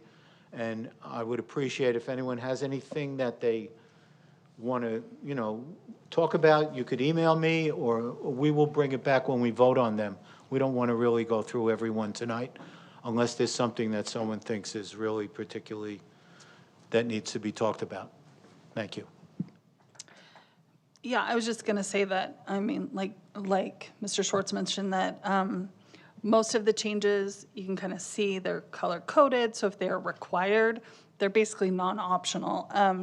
And I think a lot of them came from our FPM, the federal program monitoring that happens. So when they come in, the people who give us the money to be a public school have rules and requirements that we have to follow to accept the money and use the money and to be a public school. And as they come in, they review all those policies and give us direction on what needs to be in them, what must be in them. It's not really optional. So I think those changes were in blue, and those are what are required. One that I would not mind mentioning is the student board members, the 9150. So I think the issue for this one is that we did receive a petition. This is a required policy, and we did receive the petition, so now we have to do something about it. So I read through this. I read through the accompanying ed code. I looked at what a few other districts have done. One suggestion I would make to this board policy, and staff can tell me if this is acceptable, is that it's about halfway through, there's a line that says, student board members may make motions that may be acted on by the board, except on matters dealing with employer-employee relations. That's an optional one from what I understand. In the ed code, it's not a shall, it's a may. And I would think just because we're getting started on this, maybe we would leave that out, not allowing a student board member to make motions at first since we're just getting used to this. And of course, we can go back and modify these at any time and change that. That would be one suggestion that I would make. And then as far as procedure, I looked at, sorry, I have a perpetual cough, so I have a mint in my mouth, I apologize. The district I found that had a really great procedure, because we actually kind of have to move on this because we did receive that petition. I'm sure you can shed more light on that, but we are under a timeline. But there is a suggested procedure, and the way that this one works, this is from Poway, it's an application process. And we do have full latitude on how we do it, from my understanding, from what I looked at. We can decide the procedure, the board can decide. This procedure I thought was pretty simple, and we definitely want kids who want to be committed to this. It's not just something fun to put on your resume. It's a lot of work. And the timeline that they establish would basically be getting the word out, talking to kids, and nothing would happen. No students would be on the board until next school year. So I think more discussion can be had about it, but I think I'm pretty sure we would be complying with the petition that was delivered, but it would give us this full year to implement the procedure and not have someone on the board until next school year. And it's basically an application process, some interviews, and it's a committee. The way they did it, it was made up of, a lot of different people, some people from the board, superintendent, you establish a committee to decide. So anyway, that would be my suggestion on that policy. I know we have to do it, it's required, but maybe take out the one line, and then that we could proceed where we're establishing the procedure this year, and I think they start accepting applications in they're due, the way they do it, they're due in February, and they determine it by the end of the school year, and then they kind of work with the kids and train them over the summer, and then they would start the following school year. So on 9150, that would be my recommendation. It would be nice to just take it a little slow on that one, but I think we do legally have to move forward on it. Can we talk about this? Do you have sure. comments, Mr. Schwartz? Someone raised that during board comments, and it's not something that we cannot do. We have to do it. It's in Ed Code 35012. We must have a student representative. Depends on how many kids are in the district, so it's either signed by 10% of the students or 500, whichever is less. Someone made a suggestion when it was brought up that we rotated among the 4 high schools and let each representative serve for 3 months. That's a possibility. I don't know that after 3 months, if we want to just chuck someone away and bring in another one, I don't know exactly how we want to do it. Do we want to elect one representative for a year? I guess we could work out all the details, but it's not something that we want to do, that we don't have to do. We do have to do it. And I would like to see a student on the board. I know Murrieta has had one for a while, and I will talk to the people on the Murrieta board, and Dr. Woods could talk to Ward, the superintendent there, find out how they do it. And I think it's really important. I know when our kids come and give their comments before board meetings, how impressive they are, how much they work for their schools, and I think it's important that we have their voice on the board. So however we do it, we need to figure out a way to do that. And sorry, just one more thing to add, piggybacking off what you're saying. We can also, if my understanding is correct, we can try it out, we can change our process, we can even, at some point, if it isn't working well, eliminate the position for a period of time. So it's not like once we do this, it's done forever and nothing can be changed. So we can always modify our procedures based on how things are going, and possibly, I don't know if we would form a subcommittee or how we would move forward, but it seems like we probably need to do something pretty. So points well taken. You're right, we had 60 days, I believe, from the time of receiving petitions to start the process, to be moving forward, so all of that is true. And, in looking at this, I downloaded some information and read through it this weekend, and I am excited to start the process for student representation. And I love, Mrs. Barclay, what you said about taking the time to craft it appropriately and really think through some of these aspects, because it will be a premier opportunity for TVUSD, so we want to do it right and be organized and know how to speak to things. The research is good. I've also talked to several trustees in Orange County who have seen great success with it. Whether it's 1 or 4, I'm not sure. I know as a seated board member, there's so much to learn. I question one being in for a couple of months and rotating, but maybe there are thoughts of having a 4 and they all come to the meetings, but you have one behind the dais for 3 months. I just think these are ideas that should be meted out in a committee. So I think that is a great idea. Just so you know, out there, our listeners, there's about 64% of the unified high school districts in California have a student board member. What I would like to propose is a subcommittee process, as you mentioned, because it'll allow us to sort through eligibility criteria, the application and interview, how the board will weigh in, whether or not a student serves for a quarter semester or a longer period. So these are all points well taken. And then it's really important we get through the election as well. We don't know what that will look like. We want a fully constituted board with representation of every community. And then next year, that would be a great opportunity for someone to step in.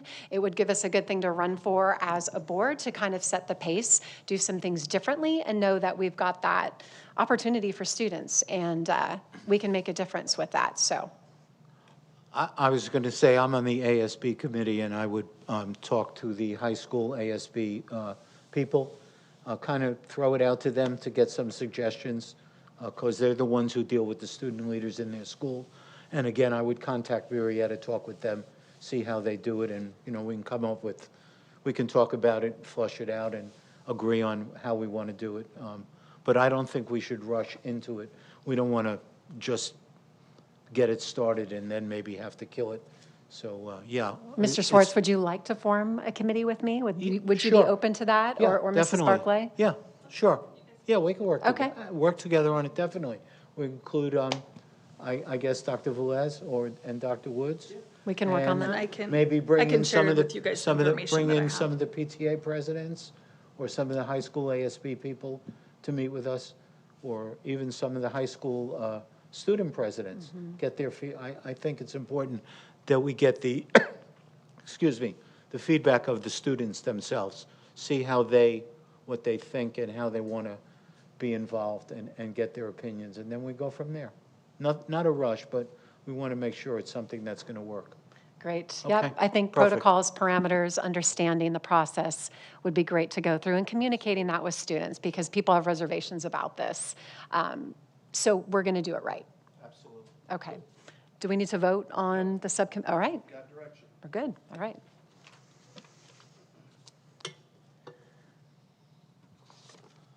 So are there other policies that you would want to point out? I know there's a lot, and we'll take our time in this next month.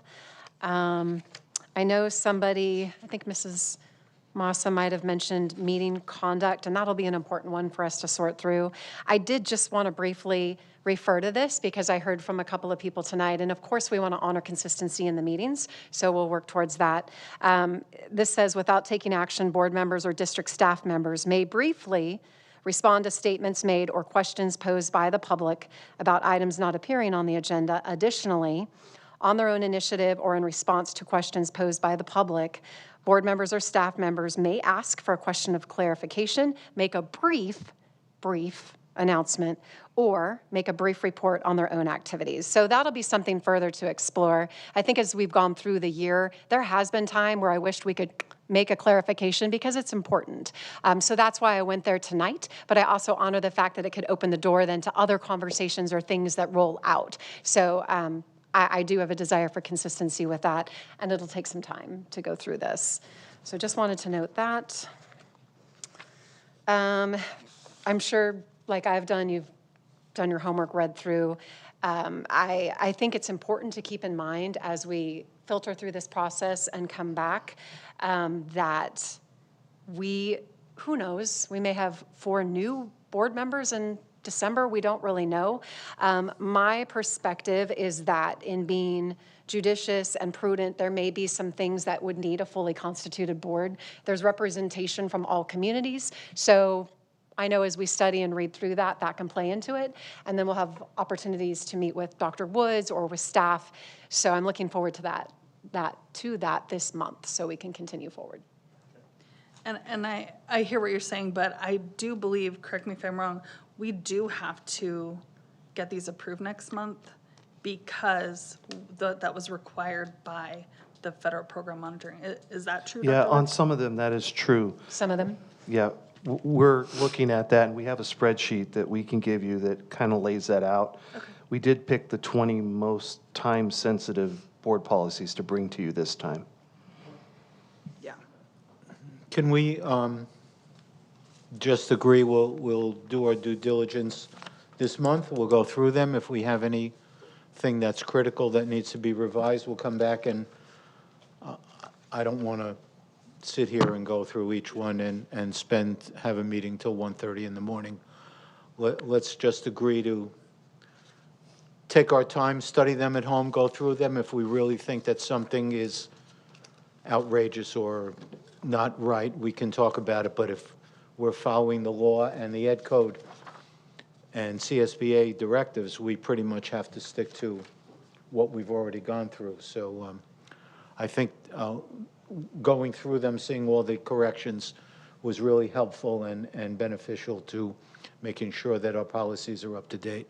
So let's leave it till we come back next week and vote on them. I mean, next month and vote on them. And if we have any real critical issues, I would call you during the week or during the month and go over them with you, make sure we smooth them out, or talk to staff if it's something that falls under cabinet direction.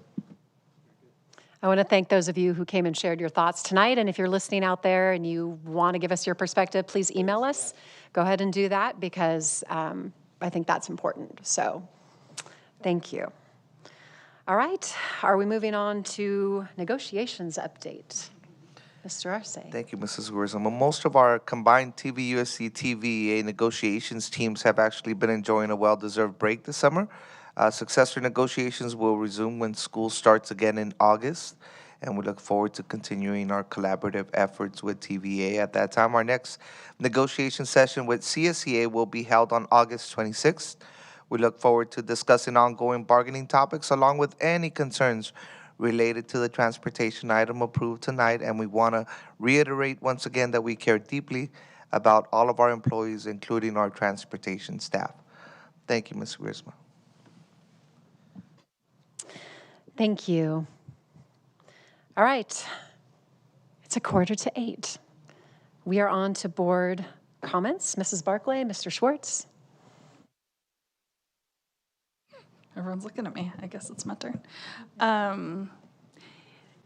Yes, I actually was able to go out and do summer school site visits. So I appreciate Dr. Woods and all of the staff who helped arrange that. So we went over to TVHS and we got to see, I was surprised there were quite a few students participating in summer school. And some of them, you know, at the high school level are there for credit recovery. They need to make something up to make sure they can graduate on time. But some are there to get ahead. So they are there taking more advanced classes so they can not have to do that during the school year, maybe take an extra elective or whatnot. And so there were quite a few students on campus, and the staff were all super excited to be working in the summer. No, they really were. So it's great to see them. And then I got to see where our students in special education were receiving their summer school programs, and they were just fantastic, and it was so fun. We got to participate in some activities in one of the classrooms, and the kids were very excited to be there with their friends and their teachers. And then we went over to Alamos Elementary and saw some of our other students in special education, the elementary kids, and I saw two of my really good little friends in their classrooms. It was so exciting. They looked at me like, "What are you doing here? You are never at my school." But it was really fun to see that.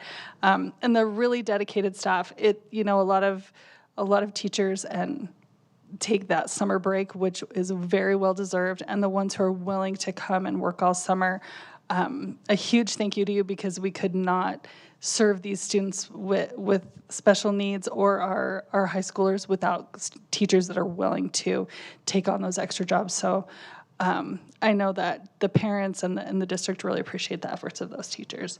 I also got to go visit the athletic facility, not gymnasium, athletic facility at Chaparral High School that's being built. If you haven't driven by it, I don't know why, because it's huge. It's right there in Winchester. It's going to be beautiful. They're coming right along. It will have a dance room, weight room, a huge snack bar. I'm excited about that. A gym.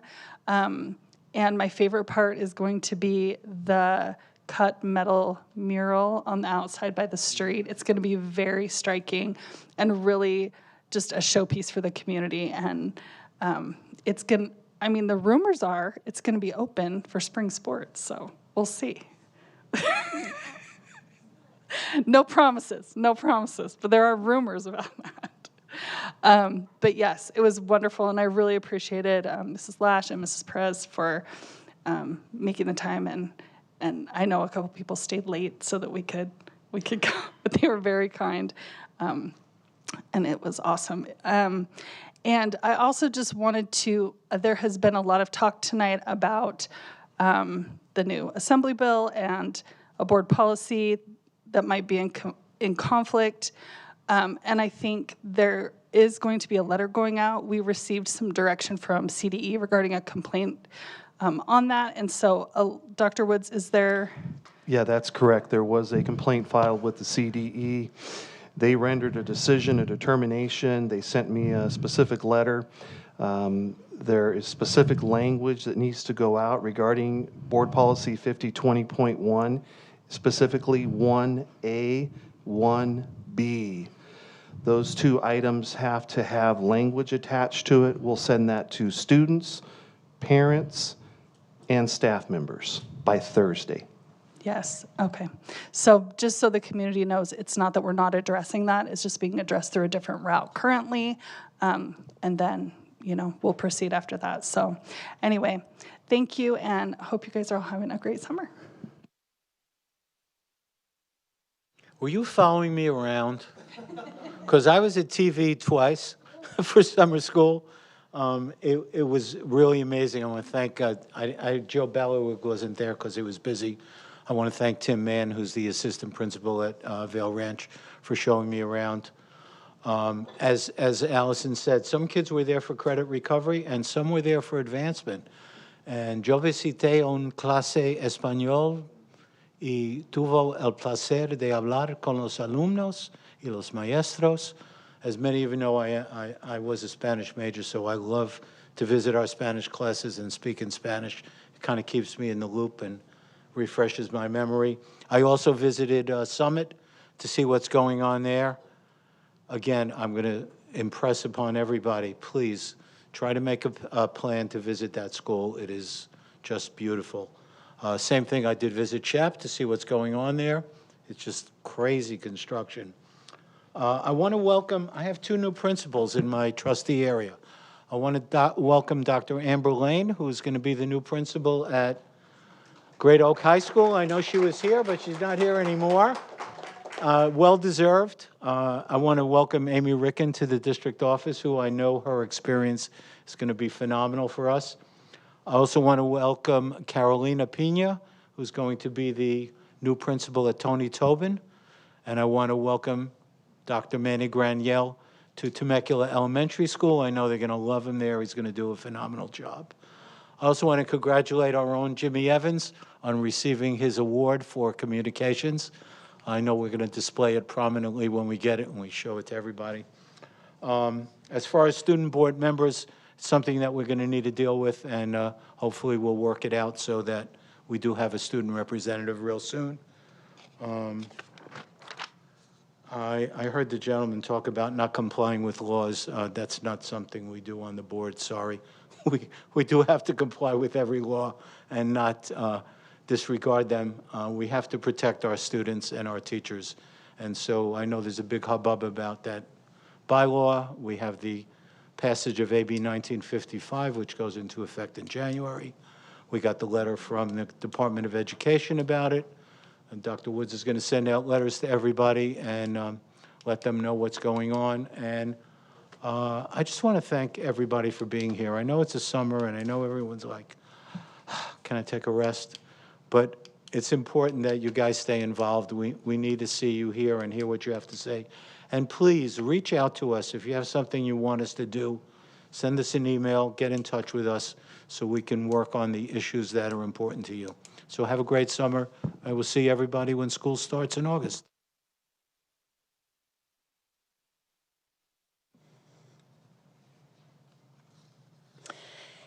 In closing tonight, I'm going to share my perspective on AB 1955. Many of you are familiar. This was a gut and amend bill that was rammed through California state legislature just recently. The Governor Newsom just signed into law, and in my humble opinion, continues to question local control, and stripping parents of their God-given rights. Though a 2023 Rasmussen poll stated that about 62% of voters in California, regardless of party, supported the idea that if a child wants to change their name, pronoun, gender, or the bathroom they're using, that this should be shared with parents, along with any major change in a child's physical, mental, or emotional health or academic performance. There should be no secrets between schools and families. I know Dr. Woods and I discussed that this past week. We agree. I'm sure many of you do. Parental authority is paramount. It is well protected by the 14th Amendment in the U.S. Constitution and a variety of Supreme Court decisions. Truly, we cannot let parents be assumed to be the abuser. And there are mandated reporters in place to help those who need extra care as needed. This policy was never about outing a student, as the press, some elected leaders, and the union have mistakenly asserted.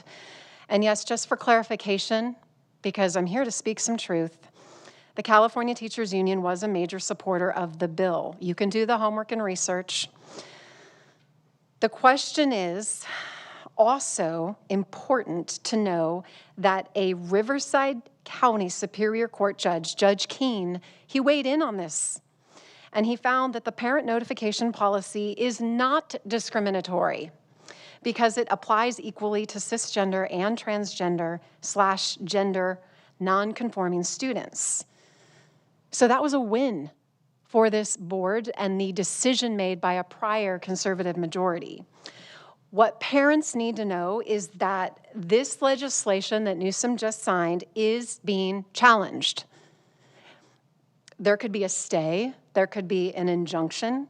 It could eventually be found unconstitutional in federal court. That is an unknown at this point. It is currently unfolding.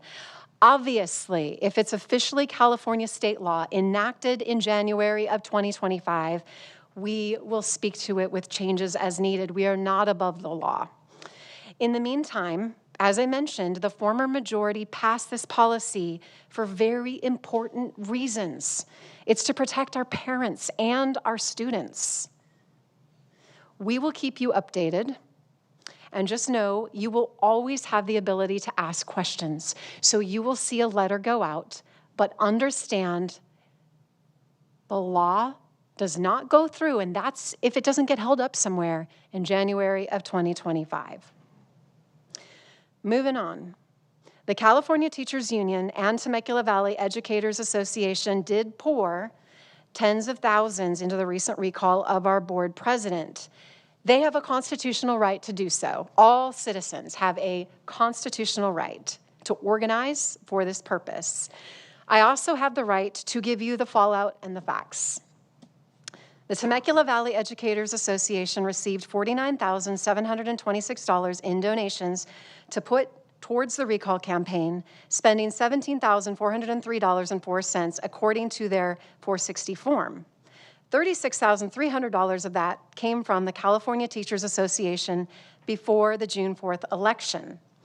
Another interesting note that someone hit on tonight, the CEO of the TCI Social Studies curriculum donated $10,000 to the recall efforts through the One Temecula Valley PAC.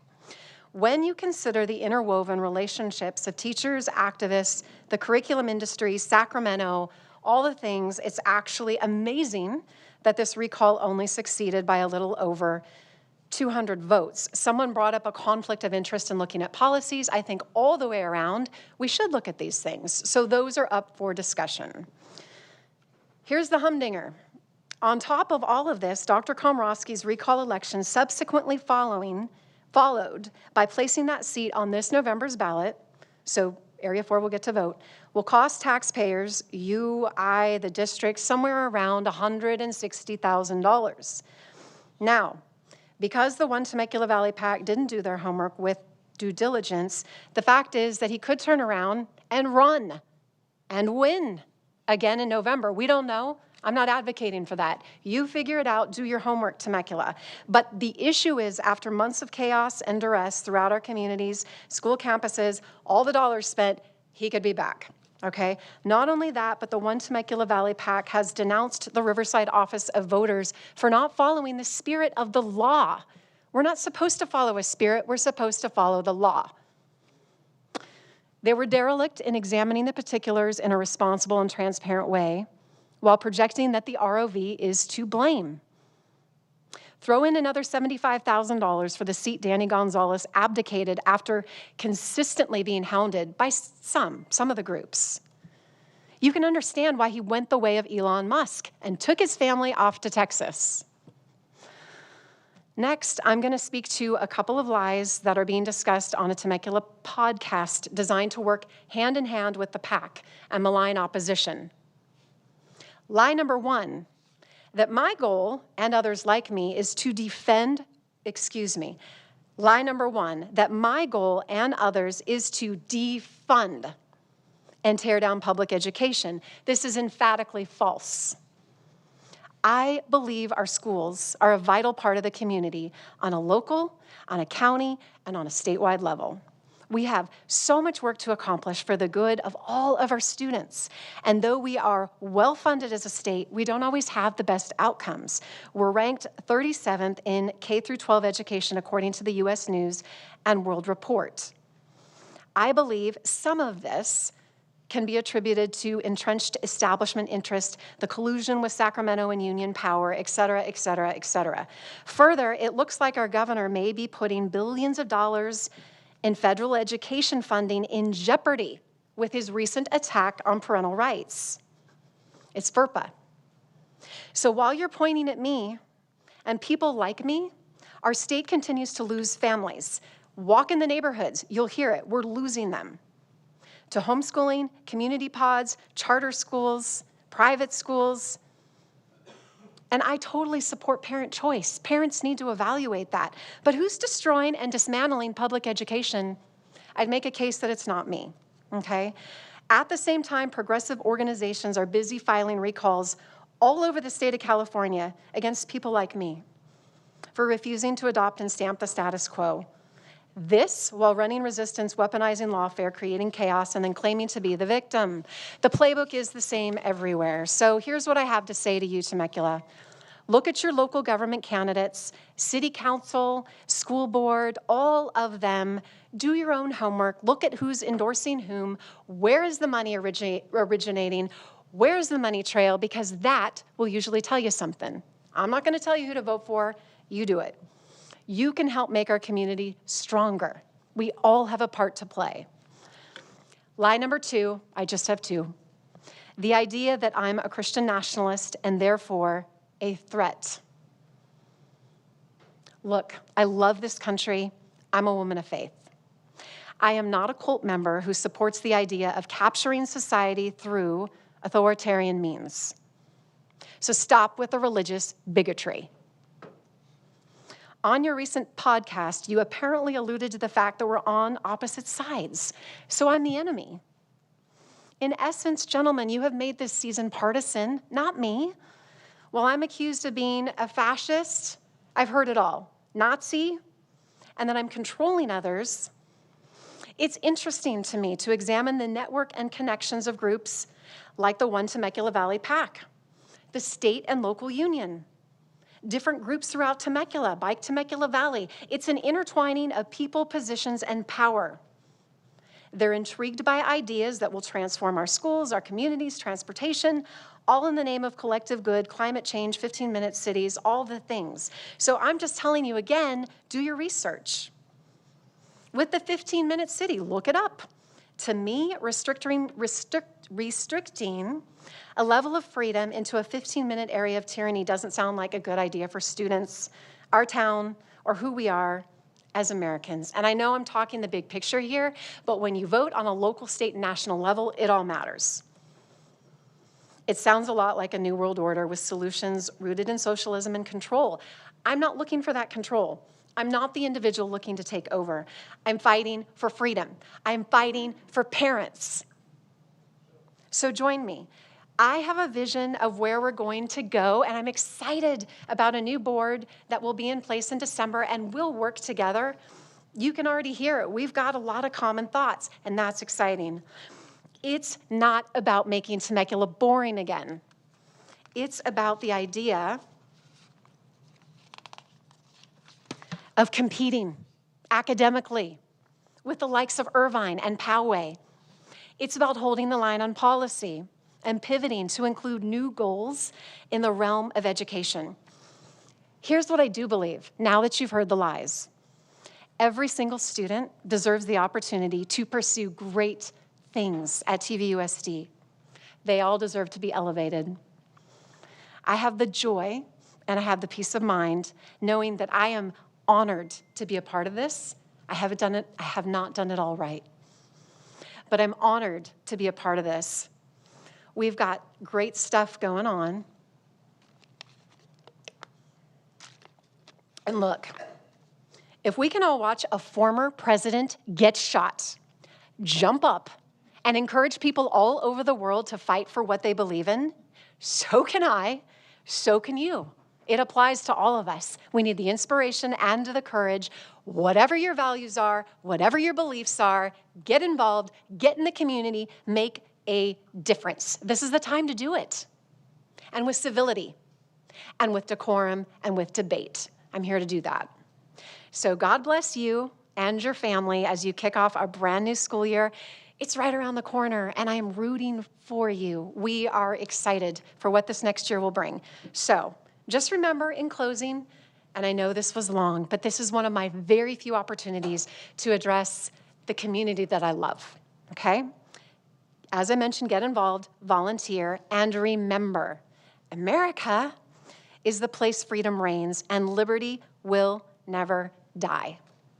So go vote in November, vote for your community, and vote to save this country. Thank you.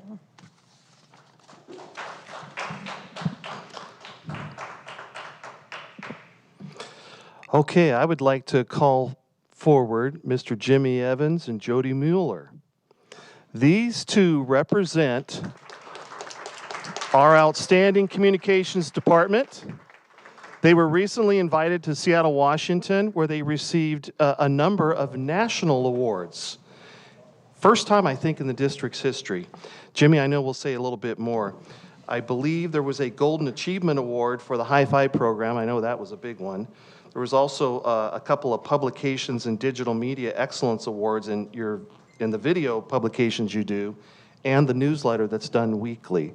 So on behalf of the Temecula community, this is a big deal. It's a national award. Please tell us about it. Well, first off, I want to thank, obviously, Jody next to me here. We are a mighty department of two, and so we try to do a lot to cover everything within the district. I think that starting 2.5 years ago in my current position, it was about really creating a window into what we know is happening here, because a lot of awesomeness was happening, but not a lot of people knew about it. So our goal coming in really was just kind of opening that window and showing the community and our staff everything that's going on here, and that's so amazing. And really, what we cover in terms of the newsletter, videos, can only happen if the events and things that are happening are amazing. You know, you only can do so much with a video or a publication that's not awesome. So it really comes just to show what the awesomeness that's happening around the district, and so we're very excited to do that.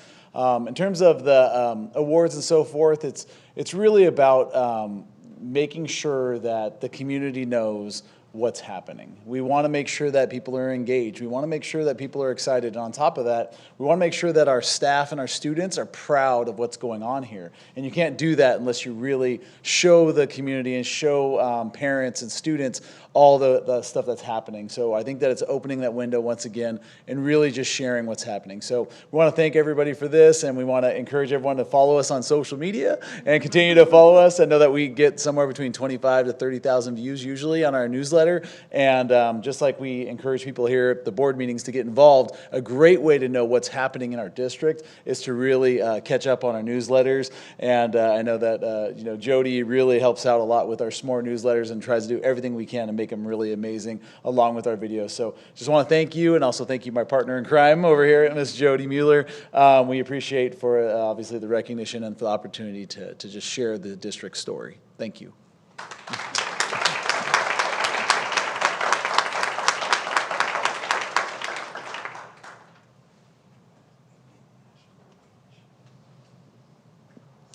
All right, are there any additional superintendent comments? We're good, okay. Are there any future agenda items that need to be discussed? I know we're coming back with policies, so there's that.